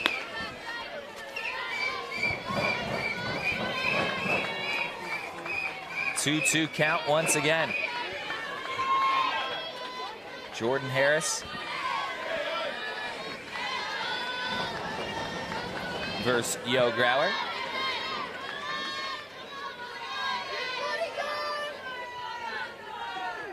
Harris towards center field. Letton calls for it and brings it in. It's a 1-2-3 inning. 6 sat down in a row since runners were on first and second with nobody out. And, well, both teams will have their middle of their lineup coming out. Neither team has scored. Both teams have left similar base numbers, or runners on base. 5 left on base for Port Adelaide, 4 left on base for West Torrens. 6 strikeouts apiece from 2 of the best pitchers in the country going toe-to-toe. And now we're late quick. On the CMAX replay, all smiles from Gemma Letton-Harris. Just gets a little under it. She's had an okay night so far. She attempted the bunt, just fell short of that. Base on balls and a fly ball to centre field. So you'd think if she gets her 4th time through the order, maybe if she finds some green for her team. Well, it's if they can get them through to the 4th time in the order. Someone's going to score here, and it could very well be enough. But you mentioned extra innings and the rules around that, James. You don't have to look far back in history to find the last extra innings game in a grand final. You can go back 12 months. Well, the Gillies Shield? The Gillies Shield went to grand final. Less than 12 months ago. And I think, have West Torrens lost 3 grand finals in extra innings? Most important bat of the night right here. Top of the 6, you got Grauer, 500 hitter versus the Eagles. She's leading off. Maslin to follow, along with Callahan, Chillingworth. If Grauer can get on, game on. Well, so far, a deadlock. Nothing can separate the 2 teams. A slight hiccup in defence for West Torrens in the 4th, and Trzynski got him out of the jam. Again in the 4th, West Torrens led off with 2 hits, and Grauer got him out of a jam. Now they'll go head-to-head, and Trzynski just trying to pepper that outside edge against Grauer. She'll go to a 1-1 count. Trzynski seems to strike out a bunch of people in a row and then allow something in bunches. And they're not big bunches. They're 2 batters in a row, maybe 3 batters in a row. Similar tonight, back-to-back base runners have got on 2 different occasions. The West Torrens defence are playing her very much. Keep the ball in front, take the extra base away from her. Both left field and centre field are effectively on the fence. Even Beale over at right field is very deep for a right field. So they are literally taking the extra base away and just conceding the single. Change of pace from Trzynski and keeping it low, where Grauer seems more often than not happy to walk away from a low pitch. She wants it up in the zone a little bit more.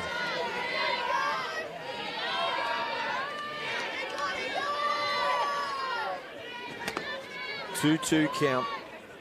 There it is, a little up and jammed as Harris has to come in and has it covered for the first out, a pop-up for Grauer.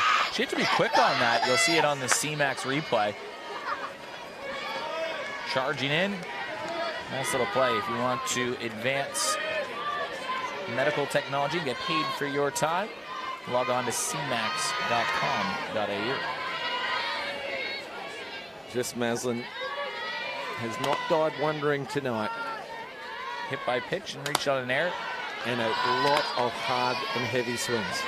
And even because of that, Eagles have still fielded shallower than they have on Grauer. They've come in centre and left. Not a significant amount, but they're definitely fielding shallower. More aggressive towards Maslin. Hard hit shot. Great catch from Kaiser. A scream as she climbs the ladder. Reaches up and takes the grab. Just see here on the CMAX replay, she couldn't even watch it into her glove. She's just had to stick her glove up, but athletically jumps up in the air, gets it right in the pocket, clean as you like. Was never getting past her, but what an absolute lightning bolt from Maslin. 2 line drives to the scene, outstanding, weren't they? One by Jess Nevers and the next one by Alana Kaiser. Here's Callahan, and Kaiser will look back at that one. She will not take a better catch in her career, and you'd think that her years playing at third base has developed those reflexes and she can read the ball off the bat. That was cool. Hard hit shot to left field. It's that player, Callahan, last year's player of the grand final, comes up with a single to left. And how big now is that catch looking from Lana Kaysler? Well, that's why I said Grau's at bat was going to be huge, because if Grau could get on, she's 500, she gets on, and she's got 3 quality at-bats to follow. I haven't seen the best of Chillingworth with the bat tonight. Having the field, now's her opportunity with the stick. 3 hits for the Magpies for the night as Chillingworth goes early in the count. Hood trying to keep Callahan honest. But it's 2 hard-hit balls in a row off Steph Trzynski. We were talking about the grouping just like 3 minutes ago, Eric, and Nostradamus yourself must be sitting next to Lee. It's rubbed off. Well, they'll need this one to have a go at 7, 8, 9 in the 7th. Only problem is that, I mean, you can get 2 off Steph in a row, but you don't see 3 often at all. But the big thing that it does is it pushes another batter down the lineup, and every time they do that, that means they get closer to Golden again, and you're getting back to the top again, and that's where this bottom order's got to just keep pushing it on. High fly ball to left field. Baskai gets under it, takes the catch in foul territory, but it doesn't matter because it will end the threat, and it will be 7, 8, 9 due up in the 7th. Well, Port Adelaide are going to need another base runner to guarantee that they see Jess Golden again come up to bat, because again, I mean, this is actually crazy right here. I mean, we have the 2, 3, 4, 5 batters coming up for West Torrens. If they score here, they are 3 outs away from winning the championship. Yeah, and that wouldn't be lost. You just saw Coach McGee and Coach Lamoury just have a more of an extended change. But the good thing about that, you can see the experience with those 2, you know, Mount Rushmore types in the Eagles fraternity, is the smiles on the face, and, you know, they're enjoying what this is. So, and you've got to be able to do that. So, big crowd in tonight. Yeah, there's a look at the crowd. They've stuck around after the Adelaide Club Competition grand final day. But grand finals up in the hills and around the state over the last week or so. Saw the Hills Heat win the B-grade premiership. Coming from 4th. Yeah, coming from 4th. So that was a big one just prior to this game. And that's only just a snapshot. There's a couple of Eagles legends there. Yeah, you got Huppers, you got Wink Stocks just over here. So a couple of old superstars. Sarah Burns in the back there. So daughter of... Here we are in the bottom of the 6th inning. It's a 7-inning game. If the Eagles have it their way, this will be the last time the West Torrens Eagles will bat all season long. Well, just as important as Grau's at-bat was, the change with Trzynski, who's been struck out in both of our at-bats tonight, is if Trzynski gets on, she is a genuine threat on the base path. Still 3 players in the dugout, so changes can be rung if required. It's the bottom of the 6th inning right now. And it really does now, truly, we've been kind of alluding to it as this game gone on, but it really does sort of feel like the first to score now might win. Haven't seen a game like that in a while. Trzynski here in the bottom of the 6th inning, showing bunt. The thing you got to love about Trzynski is that she's been struck out twice tonight, but her mindset does not change in her 3rd at-bat. First pitch, straight after it, still aggressive, still knowing that she can be the difference here.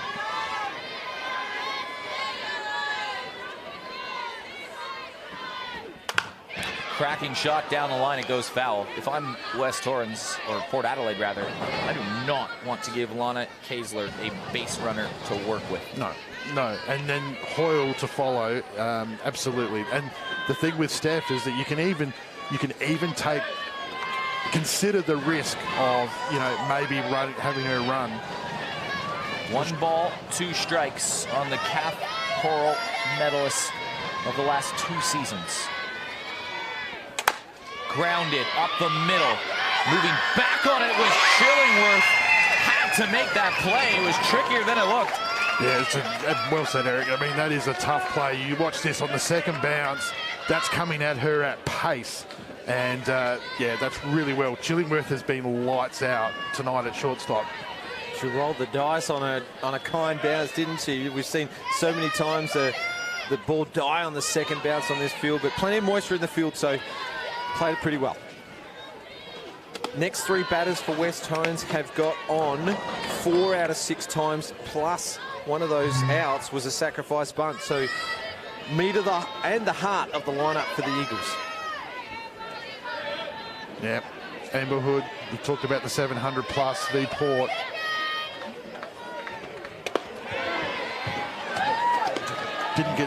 Went early in her first at bat. So in her first at bat, she went second pitch. Her second at bat, she went second pitch and got the shot. So should have gone that pitch as well. The second pitch of the. She thinks she might have missed one there. I think she kicked the dirt after. Well, this is the longest at bat she's had so far tonight. So 1 ball, 1 strike.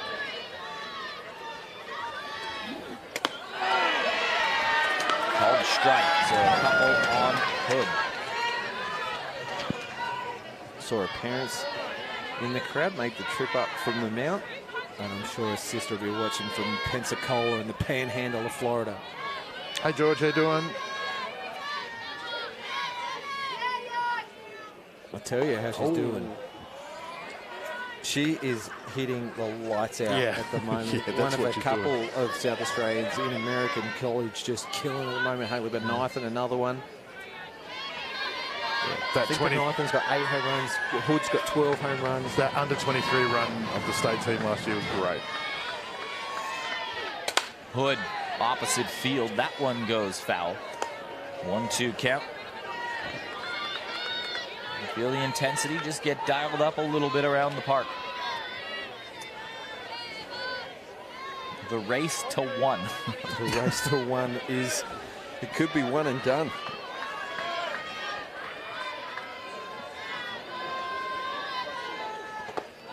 Inside, and surprise, surprise, Amber Hood has worked herself back up to a 2-2 count. Bit of a longer at bat this time around, more what we're used to seeing from Amber Hood. Yeah, Grow's missed a couple of pitches this at bat. And we saw her on Wednesday night. It just looked like she went stronger and stronger as the game went on, right? It just seemed a lot of her batters, even deep in the lineup, she had to throw 5 or 6 pitches to get through. But Hood here, she's just got to be careful. If you move into Amber's hitting zones, she'll hurt you. It's a little colder than Wednesday night as well here tonight. Just a touch. Good batting. Great batting. That's why Amber Hood is just one of the best players in the state. She's just got the best eye. On base 3 out of 3 times in this game so far. With 1 out. 1 out. So Kaiser and Hoyle, I'd be surprised to see. I mean, there's an argument for short here, but at 2 out, it's a lot of pressure to Hoyle. You can basically just intentionally walk Hoyle and then force Nucky to be the batter. So I get the sense that this will be a hit away. Well, it's a base runner for Kaisler. She took that screamer of a catch that completely changed the complexion of the last inning. Kaisler has been the spark plug for this Eagles team for a number of years. Part of that core has been so close. So much heartbreak in championship games. She was part of a SA Stars team that suffered a lot of heartbreak in championship games, but then finally broke through and won one in May of 2022. She had a big say in how that whole thing panned out, that national tournament. She could have a big say in this game too. She's behind in the count again. Lays off a tasty one. For the 3rd straight at bat, Kaisler has found herself behind 0-2, but every time she's battled back, it was a spectacular play that took away a base hit in the 2nd, and then she had a base knock in the 4th. Now we're in the 6th, and she's got a base runner again. Crucial moment on the 1-2 count. Kaisler cracks one, left field, back, wall, see you later! Laura Kaisler, a 2-run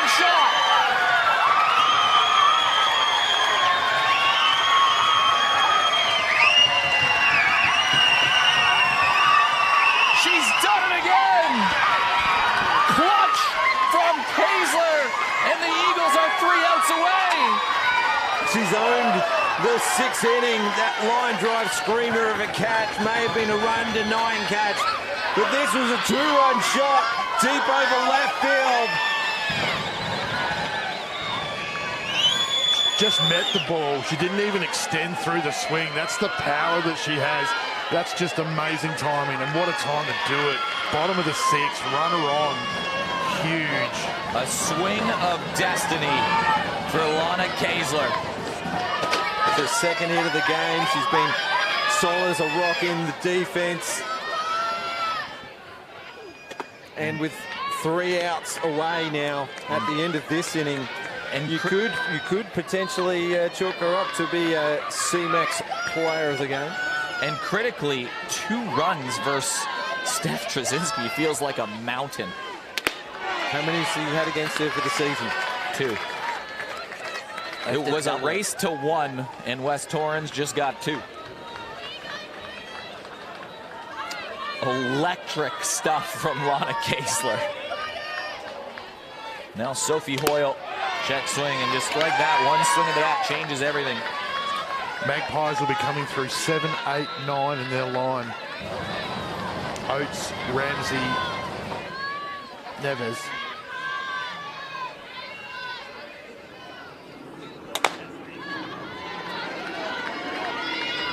Now the Eagles, there's another look at Lana Kaesler on the CMAX replay. She enjoyed it the entire way around. She knew it off the bat and she's pumped. She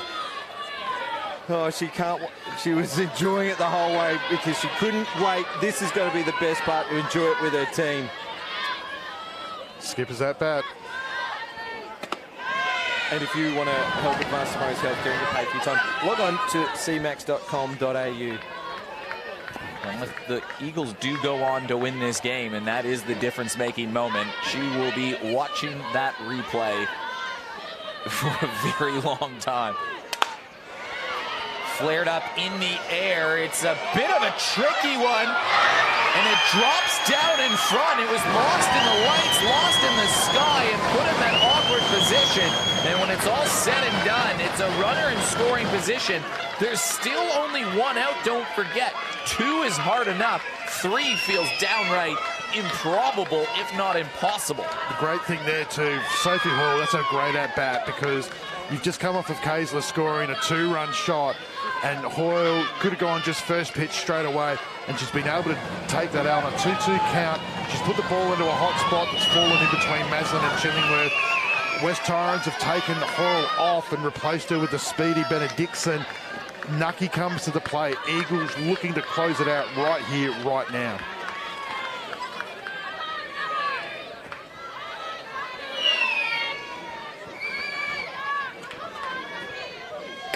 Well, they came in to this game looking to bang the door down after knocking on it for so many years. Now they have an opportunity to slam it shut. Yeah, 6 grand final appearances that they've lost the grand final. Pick-off attempt from Golden goes out to centre field. Benedictson gets back in time. And after those glory years of the 6 in a row that they won, now they have lost 6 times in a row from 6 appearances. So such desperation in that dugout at the moment. On deck, they've changed Allen for Marshenk as well. So it's a double change for the Eagles. They are looking to close it right here, right now. And Lee Hall on the CMAX expert comments. Kelsey Nucky, someone that you know can drive that ball. Certainly can. The pressure's off, isn't it, right now? All these remaining West Torrens batters. Jammed right to short, 2 down. They needed that cheap out just to settle it a little bit, Port Adelaide, because they're probably thinking 2 runs is a long way back, but they've got to get out of this defensive inning first. It just took out people sitting on the fences out there. So the DP, Carly Allen, comes out for the centre fielder, Alicia Marshenk, and she now comes in fully into the game in the at-bat. Hasn't played a lot this side of Christmas just due to the type of work that she has that has her away for quite a bit. Yeah, Alicia Marching has been there as long as any of the other players on that roster as well. She's been through those 6 grand final defeats. All smiles at the moment. She is in the defence of this game as well. She's playing centre field tonight. She took a good catch to start off the game. What about other players in this West Torrens side? I mean, would you be feeling nerves if you're like a Marchink right now and you've seen things go wrong 6 times? How about Jordan Harris? She's been in a number of grand finals and she's seen things go wrong a number of times. Are you excited? Are you nervous? Where are you sitting right now? She often talks about her one and only softball premiership being in the under-14s in the Gawler and Districts Association, where she started with Lana Kaiser. They were the battery. Now they are 3 outs away from a premiership, but the most difficult outs to make of an entire season are the last 3 to clinch a championship. High for a ball on Marching. She's got herself to a pretty good count. 2-1 for a batter who's seen Grau for the first time in this game. 2-0 in the bottom of the 6th, and you've got 7, 8, 9 coming up. There is no better opportunity that West Torrens have had than this one. I mean, the only thing is the scriptwriter for the CMAX Premier League in these championship games has been particularly cruel to the West Torrens Eagles in whatever story has happened. This game is still not over, but this is, you're right, their best opportunity in the 7, 8, 9 batters coming up for Port Adelaide. Is this one fouled away? However, whoever has been writing these scripts is twisted. Cruel on Lana Kaiser as well. I remember one year she was rung up on a pitch in the left-handed batter's box to end a game. It was a tight one, and then you look at the way that West Torrens have lost a few of their grand finals as well over the years. It has been cruel to the West Torrens team. It's a swing and a miss. Well, there's one of 2 things that can happen from here. Either that misery is going to come to an end, or this is going to be another chapter and another miserable way for West Torrens to go down. But they've got 3 outs and the bottom of the lineup separating them from the championship. But Port Adelaide not out of this. One swing of the bat from Lana Kaiser changed things. If they can get one of these base runners on in Oates, Ramsey, and Neves, there is no reason to suggest that Jess Golden, Gemma Letton, Yo Grauer, if they get a crack at this, if they can get their noses in this game again, this thing could change really, really quickly. Yeah, you can see Coach Lucas has brought the team just in front of the dugout there. Oates is none for 2 for the night, hasn't got the ball past the pitcher. Ramsey struck out both at bats. Neves ground out to the second base with a strikeout. Thompson and Nash would be the 2 youngsters, which would be a big ask to bring him into such a big situation, but maybe time for a change. Georgia Burr's playing flex player tonight for Bianca Ramsey, who's the DP, so maybe a change there. CMAX expert comments, Lee Hull. Well, as I've said for a long time now, boys, the most runs you'd get off a West Torrens side when Steph Trzynski is pitching is 2. Port Adelaide are going to need both of those runs to make this game go further. They're going to need to match the number of runs that Steph Trzynski has allowed in the entire season in this one inning to extend the game.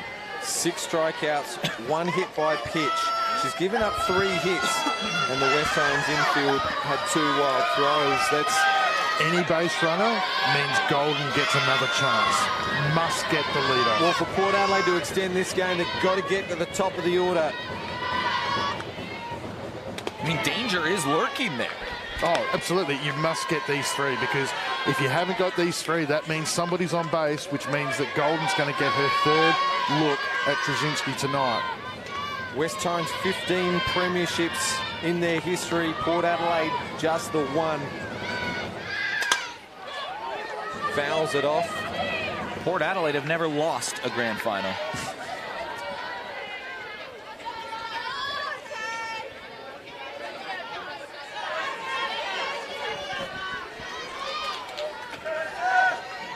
Oates 0-2. Good mix there too, inside, and then forcing her to poke the ball outside in her first at-bat in the 3rd innings. Chillingworth went up and got a check swing, and she followed pace with it, and she's still struggling at the moment in regards to just that pacing, but she's come up trumps before. Magpies needed to be on base. Fouls this one off to stay alive in the count. Great fighting bat. Georgia Burt is in the on-deck circle. where Port Adelaide will go back down to 9 players. The DP will come out. Georgia Burr goes into the batting lineup. I'd imagine Thompson would be next. Gets it back to the pitcher. Ground ball for the first out. Trzynski looked a little tentative as she let go of it, but still makes the out. Well, you go back to some danger moments in this game. Think back to the fourth when back-to-back errors had 2 base runners on and 1 out for Port Adelaide. They couldn't convert, but now they're going to rely on a youngster in Georgia Burr. She's won junior hitting titles before. She's a talented player, but a big moment for her. Won premierships at Sturt, then came to the Magpies, won premiership there, so she's got experience in this moment. We might go over to Lee for CMAX expert comments. Lee, they're 2 outs away here. They're going to the well, aren't they, with the ring in the changes, Port Adelaide? Yes, I think so, boys. I think it's very tough from here for the Magpies. They're a bloop and a blast away. There's in the on-deck circle, yeah, Eric? They're a bloop and a blast away. This is far from over. They just got to get this to golden. A bloop and a blast away. The one thing I noticed before, just on the out for Oates, was that when the Eagles got the out, there was no massive celebration. There was nothing different about what they did. They've played all season loose and free under the expert guidance of the 3 legends at West Torrens. So at the moment, it's just business as usual for the Eagles, just getting 2 more outs. Swing and a miss for Burr. So Trzynski's gone up, then she's gone down. It's a good mix calling from Amber Hood, who's been a key player in this game. She's been on base 3 out of 3 times, including the run, the first run that crossed the plate on Kaiser's 2-run shot.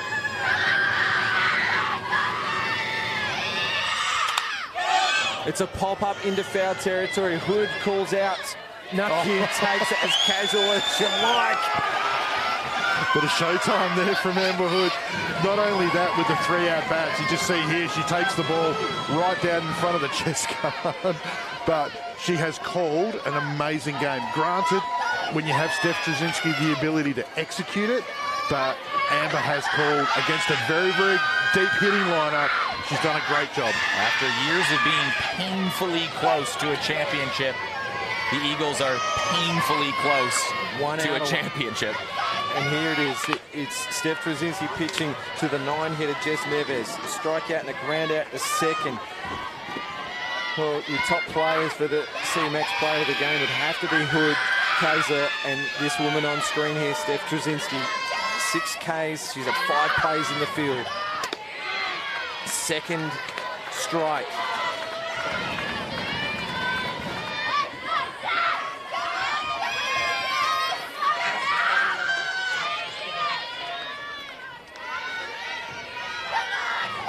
Two outs. Swing for strike 2. Outfield's come in, so they're going for the out here. 1 strike away, West Torrens, from breaking a drought. Harris on screen was poised. Now Trzynski.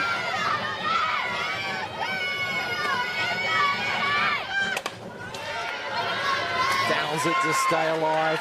Magpies not going down without a little bit of a battle. Can they get it to golden?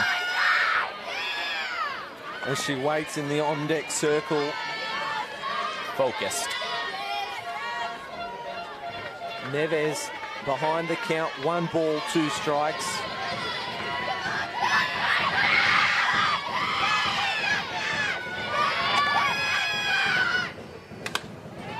Again, she just throws her hands to stay alive in the count. A battle.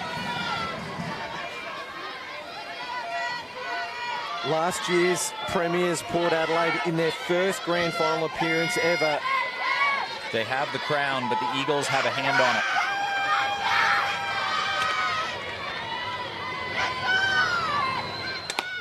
Check swing. Swing! A foul tip, a strikeout, and the Eagles win! It's a sweet 16th premiership for the club.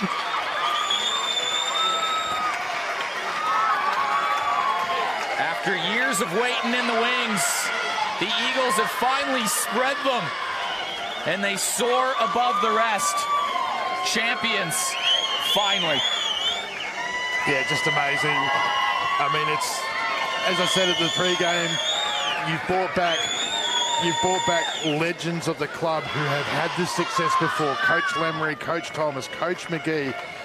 They bring, Harris comes back into that lineup, and then on the biggest stage tonight in the 6, Kaysler just does what she does.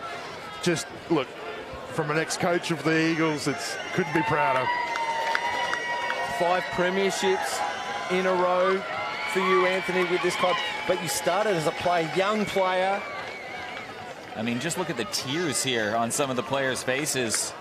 Jordan Harris with tears, Trzynski with tears. Trzynski wouldn't have won a premiership before. Trzynski was part of 2, one with Torrens Valley and one with Brunel. Yep. But do you know what? She played at West Torrens, she changed clubs, then she came back to West Torrens after a while. I mean, look Carly at the faces. Allen has not played in one in a while. Marchink in tears, Harris in tears, Kaysler in tears, everybody in tears. And look at this. Look at Kaysler.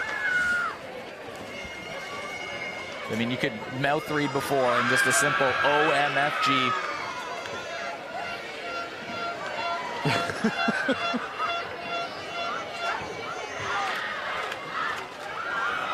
She leads the cheers, the captain. I don't know if it's official captain of the club or if she's officially appointed captain of the club, but she's definitely one of their leaders, along with Harris. Amber Hood's out there as well. She came to the club.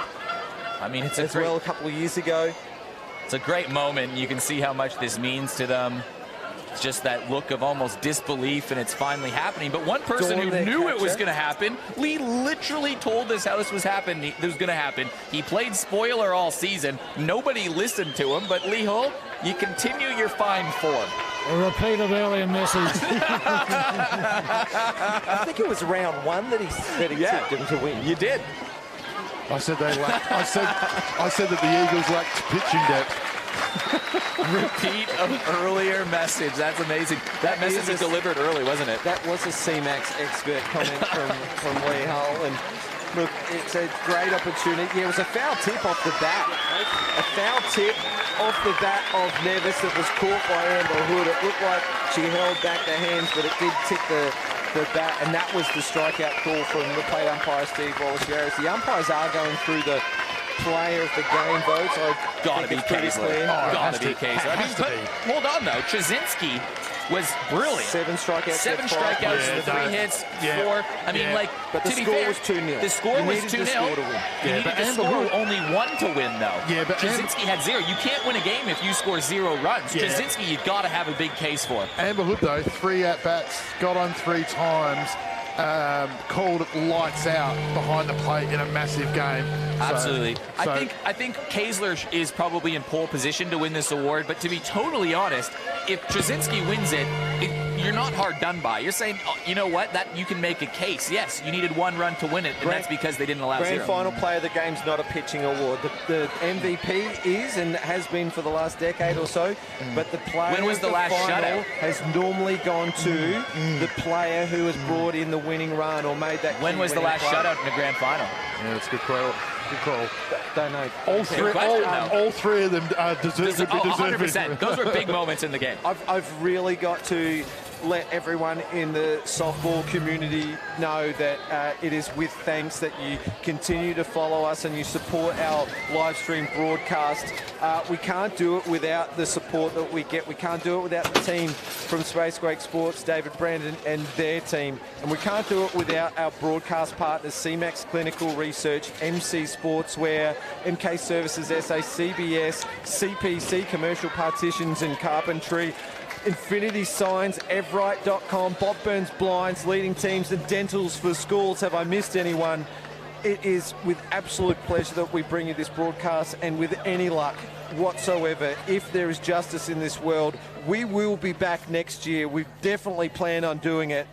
and hopefully it is with the team from Spacequake Sports. So from me, it is thank you. Let's go back and talk more about the game. Yeah, well, I mean, this game was finished quickly, right? It took 90 minutes pretty much to play this game. We don't normally stick around for the awards because the games have been going on so long in extra innings, but we can talk about the season as some of the awards are given up, at least for the Premiership Cup and the Player of the Game. Yeah, I know what's going on. They're going to do the Premiership Cup first, which will be a great moment to see right here, and you can see the expressions and the looks on the face of some of these players. Girls just going back and getting their gloves from the field. Yeah. Oh yeah, those things. Yeah, those came into use. But I mean, the other thing too, to look on the other side of things, I mean, Port Adelaide, they made history last year. They came into this final series. They finished third in the regular season. They had to battle with Walkerville all through the second half. Coach Lucas has done a great job in the fact that he's had players in and out. But obviously to get back to here, they had to beat Walkerville in the first in the elimination. They had to beat Sturt, so they had to do it the hard way again. Here's a tricky one for you. Who wins Calf Coral this year? I've been tipping it I've been tipping what I believe for a while, but it's difficult. It's difficult. Who's your tip? My tip was Jess Golden about 2 months ago. The only thing is that unbelievable player. She's going to get a lot of votes, but generally it's been two-way players that win these awards in both baseball and softball when there's the 3-2-1. Yeah. So, there's no disputing that you can make an excellent case. Grau would take votes away from her as well. Chillingworth, there are players in that lineup. Belle White would have had a bunch of votes. Sturt would have, Belle missed some of the season. That's what's going to hurt her, obviously, with the injury. That's going to be difficult. And she's all, Sarah Tonkin had a much improved year this year. Her numbers were way up. So, there was obviously some stuff going on there. And obviously no pitch, no Millie Fitch to take the votes away there. So could be a chance. Oh, we're going to get a... Grauer only played for a little bit, but let's go and talk on the field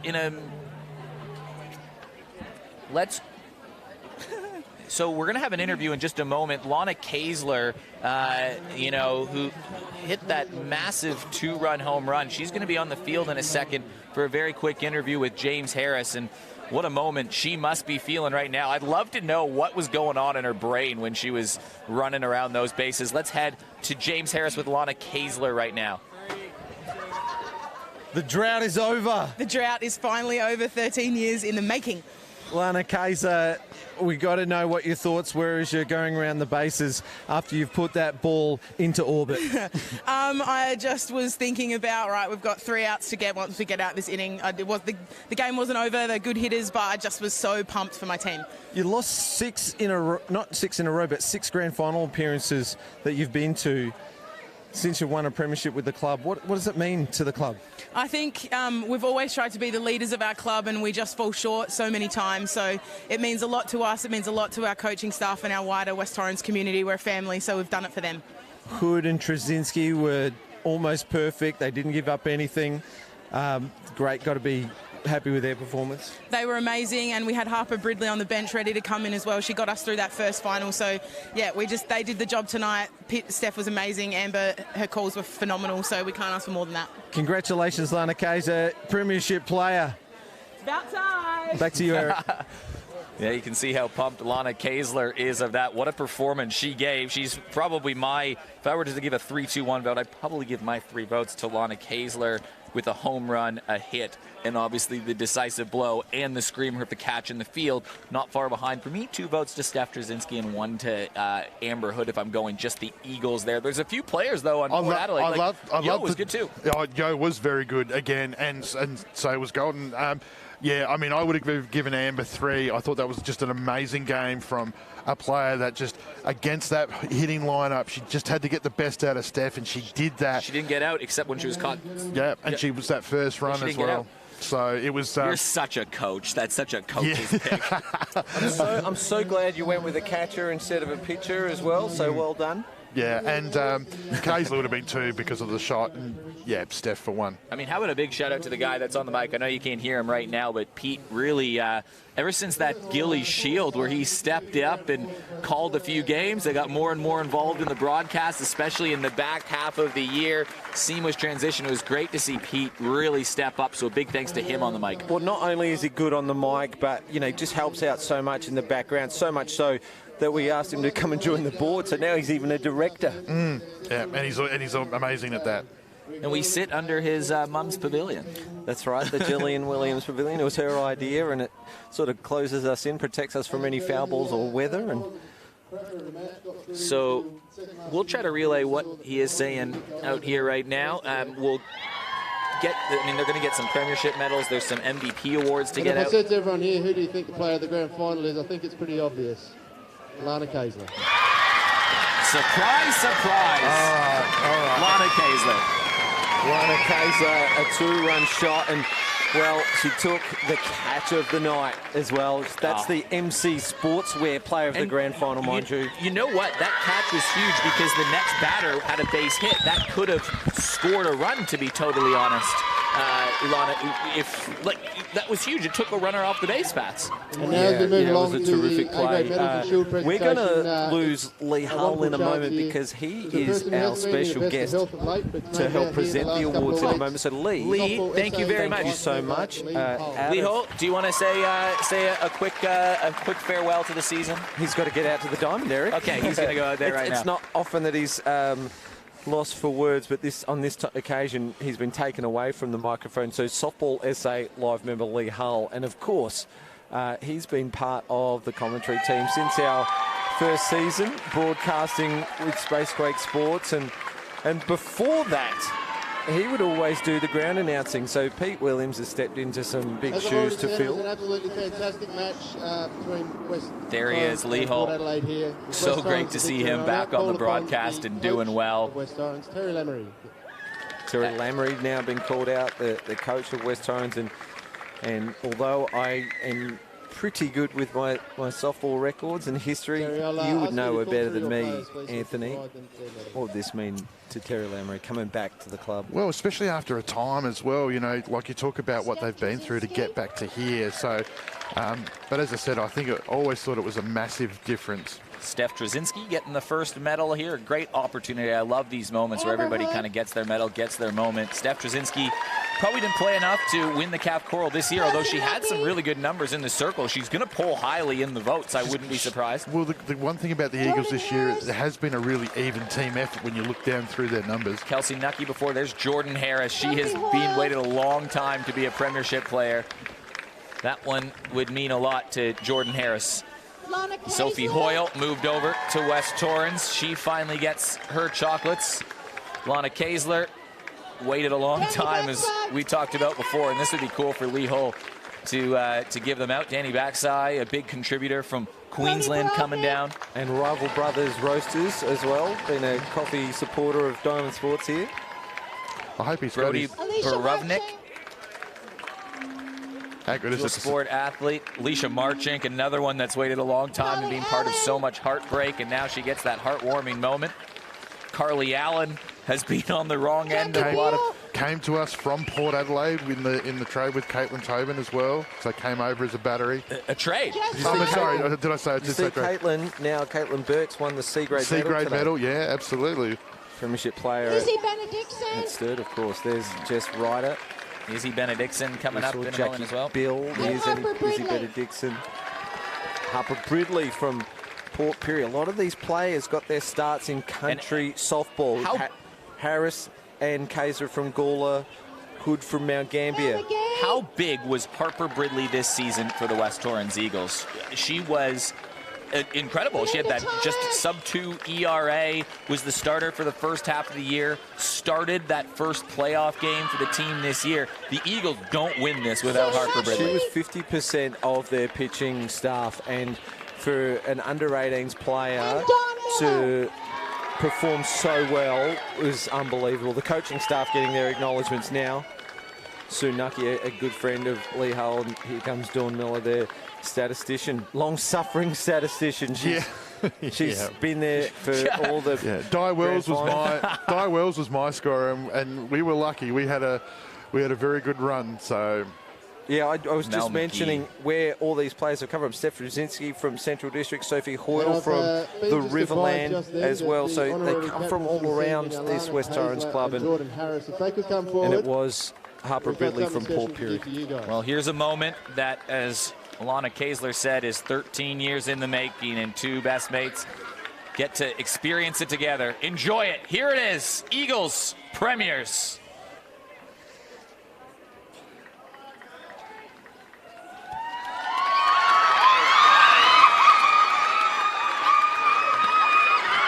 Dawn hasn't finished her hugs yet as the shield is in the hands of West Torrens for the first time since 2010.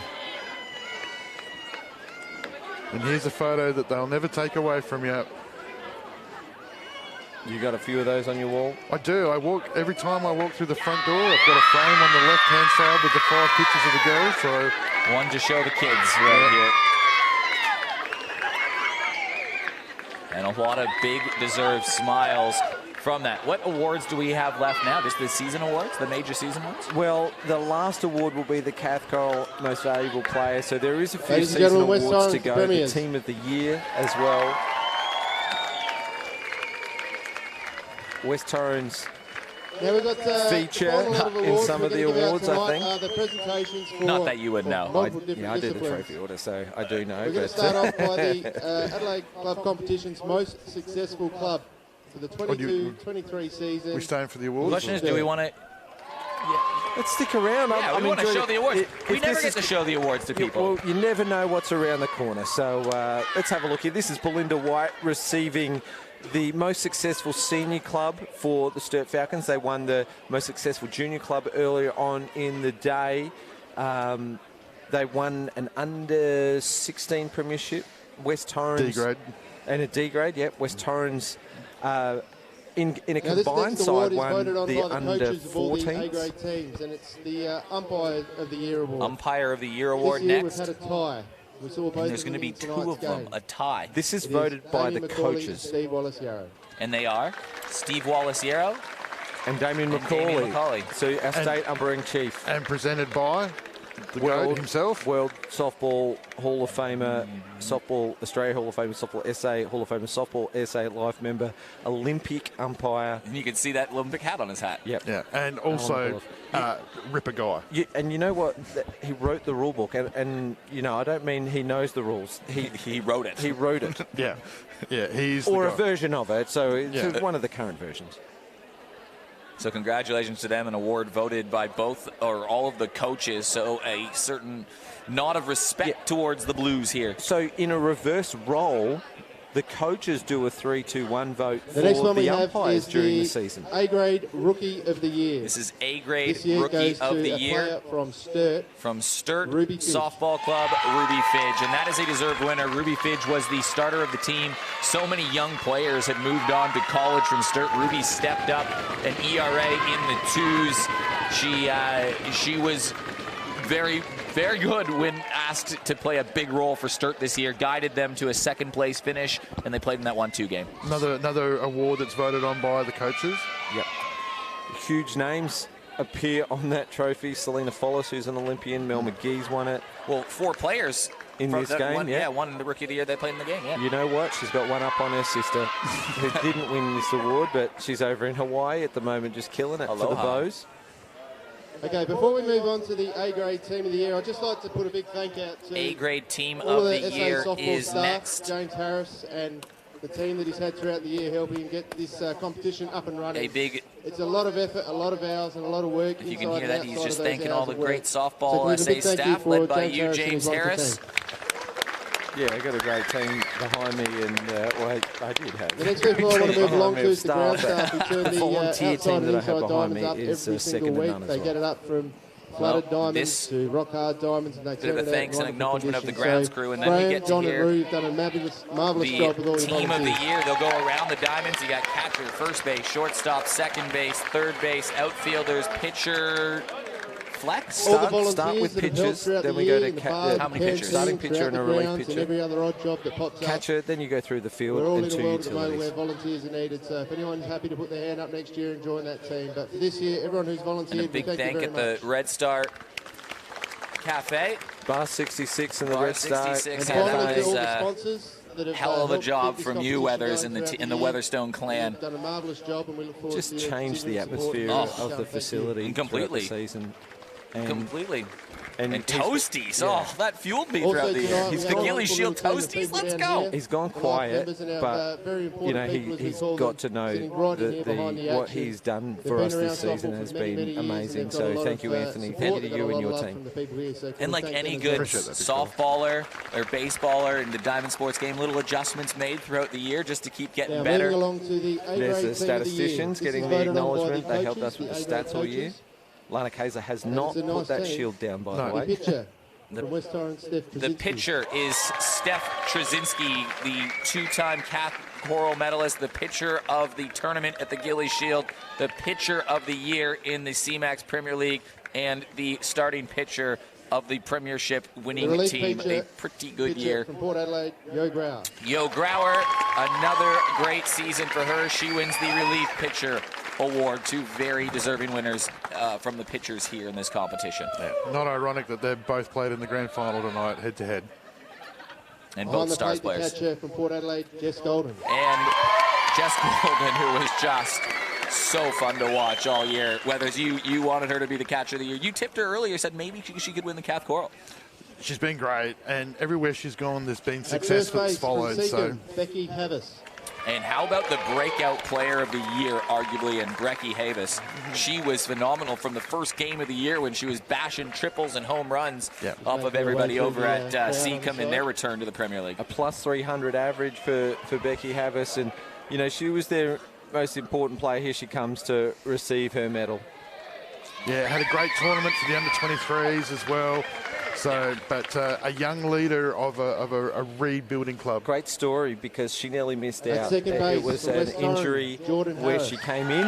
And another return, Jordan Harris at second base. She missed last year because she had beautiful Maeve. So good reason to miss, but she's back this year. She's got a premiership. She's got a team of the year nod, and third she base, was dominant Walkerville, on the Alicia stats Peters. this year. She'll pull high in the Kath Coral votes too, as she usually does when she plays a full season. Alicia Peters not here. named third base. At She shortstop, went back to the is States third, Belinda White. earlier this week. And Belle White, the woman that hit what, like 5-something this year. 554. Led the competition with batting average this year. Unbelievable season from the champ. She's got a team of the year. Did she got a team of the year at catcher, first base, shortstop? Where has she got one? She got one everywhere? In the outfield from Sturt, Maddie Cameron. Maddie Cameron, great to see her get back playing softball as the year went on. She is a staple in the outfield team of the year. She is unbelievable. Belle White hugging every single one of those people. Used to be housemates with We saw her Jordan behind Harris, the so plate she knows the tonight, but journey from that West she's Torrens, been on. Another outfielder, Amber Hood. Amber Hood getting placed in an outfield position. I think she's played there before. Well, the coaches vote for this, so she wouldn't have been placed in the outfield And the if she other didn't at least outfielder get a who vote also there. doubles as a But catcher, privy to Sarah some of the Tonkin. votes, she got votes by almost every team, And who was the last one? as called? did this player. Oh Sarah my Tonkin. goodness, Sarah Tonkin. With chance of ST Fit going around. It's got- Is going nuts on The first of the two Instagram at the moment. utilities from It is. Walkerville, Chelsea Robinson. Chelsea Robinson, the first of two utilities, had an amazing season with Walkerville, led their team's batting averages. Can't see her or any movement And if this coming is way. the lineup that rolls move out to for the the other Stars utility. next year. Lana Kaiser. A couple of players come back from the States. Andy, And Lana Kaiser, the other utility. and she's got a lot of medals tonight, Lana Kaiser. lot of That's medals, 3. yeah. It's going to And be a big finally, night for someone the who would have to Eagles. look after this group, which would be an absolute joy for any coach, I'd imagine. Coach of the year. Premiership coach, Terry Lamery. And Terry Lamery, a well-deserved minor premiership, a well-deserved championship, a big return. So Terry Lamery, I mean, this would mean a lot to her too. Yeah, not the first time that she's won Coach of the Year. So, but So the coaches chose that the winning coach Standing would be behind me, ladies the and gentlemen, premiership, is the the coach of the year. The ACC premiership coach would be the A-grade coach of the team of year. the year. Smart. That's your team of the year right there, minus a couple of players that couldn't make it out tonight. But And it's now the time for Kath Coral. well, they should all stay there. They're going to get a photo because Pete is going to read out the top 9. It was going to be top 10, couple of but joints, there's a tie. yeah. There's a tie for 9th. So there's 10 people, but tied at the 9th vote? No. Or 11 people, 12 people? There's 12 people in the top 9, and Okay, well, they're having those 11 of them photographs. made the team of We're the just going to year. move along. The So you're Kath saying Coral someone medal on the obviously team is of the best year and won the fairest, Kath Coral medal. of Wow. the season for A-grade, voted on by the umpires. We're just going to run through the top 10 equivalent and get down to our winning Top 10 equivalent person will be this read year. through. Equal 9th Equal on 15 ninth votes with was 15 votes. Taylor Chillingworth, Amber Jordan Hood, Harris, and Lana Amber Kayser. Hood, and Lana Kaysler. They tie for 9th, 10th, 11th. Well, they tie for 9th, but that fills out 8th on 16 votes 8th was on Chelsea 16, Robinson. Chelsea Robinson. 7th on 17 votes 7th was on Alicia 17 Peters. votes, Alicia Peters. From Walkerville, 6th on 20 votes, RBI leader of Sarah the comp. Tonkin. 6th on 20 votes, Sarah Tonkin. Equal 3rd on 22 votes was Maddie Cameron, Yo Grauer, and Belinda White. Cameron, White, and Grauer tie at 3rd. We're down to the top 2 The for the runner-up Kath medal. on 25 votes, Steph Trzynski. 25 votes, Steph Trzynski. Her reign as Kath Coral medalist comes to an end, but 2 straight and Ladies and finishes gentlemen, second. the Your Kath Coral 2022-23 medalist, drum roll Kath please, Coral medal is medalist from Port Adelaide. from Port on Adelaide, 26 votes, Jess Golden. Jess Golden.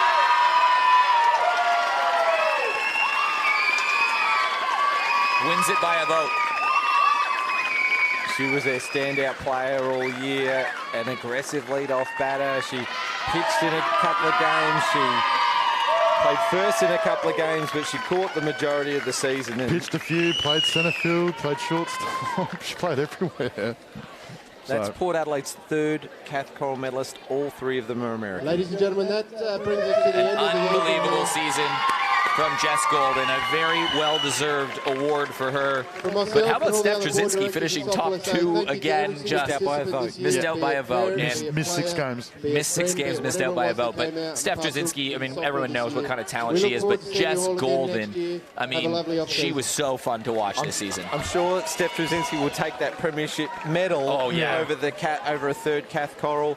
I have looked at the records. I don't remember anyone ever winning it 3 in a row, but there's some of the Sturt players enjoying their medals. So ends another season of CMAX Premier League softball. Big thank you to everybody, producer Brandon, James Harris, Anthony Weatherstone. To sign us off of the broadcast, we're going to throw it over to the OG Lee Hull. Lee, you got to say thanks and sign us off. Over to you, Lee Hull. Well, I'd like to thank everybody, and I've never had so many hugs in my life out there this evening, so I'm not complaining about that. To Spacequake Sports, Brandon, outstanding effort. Right? The man I call the technical titan of terrific transmission, and that's what he is. And thank you, James, for your support for me. You know what I mean. And Lee, you've got to say goodnight to everybody. You're signing us off I tonight. can say good night to everyone, and what do I say about the maximum runs you'll get off Steph is 2. And Port, unfortunately for them, managed 0. But congratulations to both teams. It was a terrific game to be part of. And good night, everybody. We'll see you next year.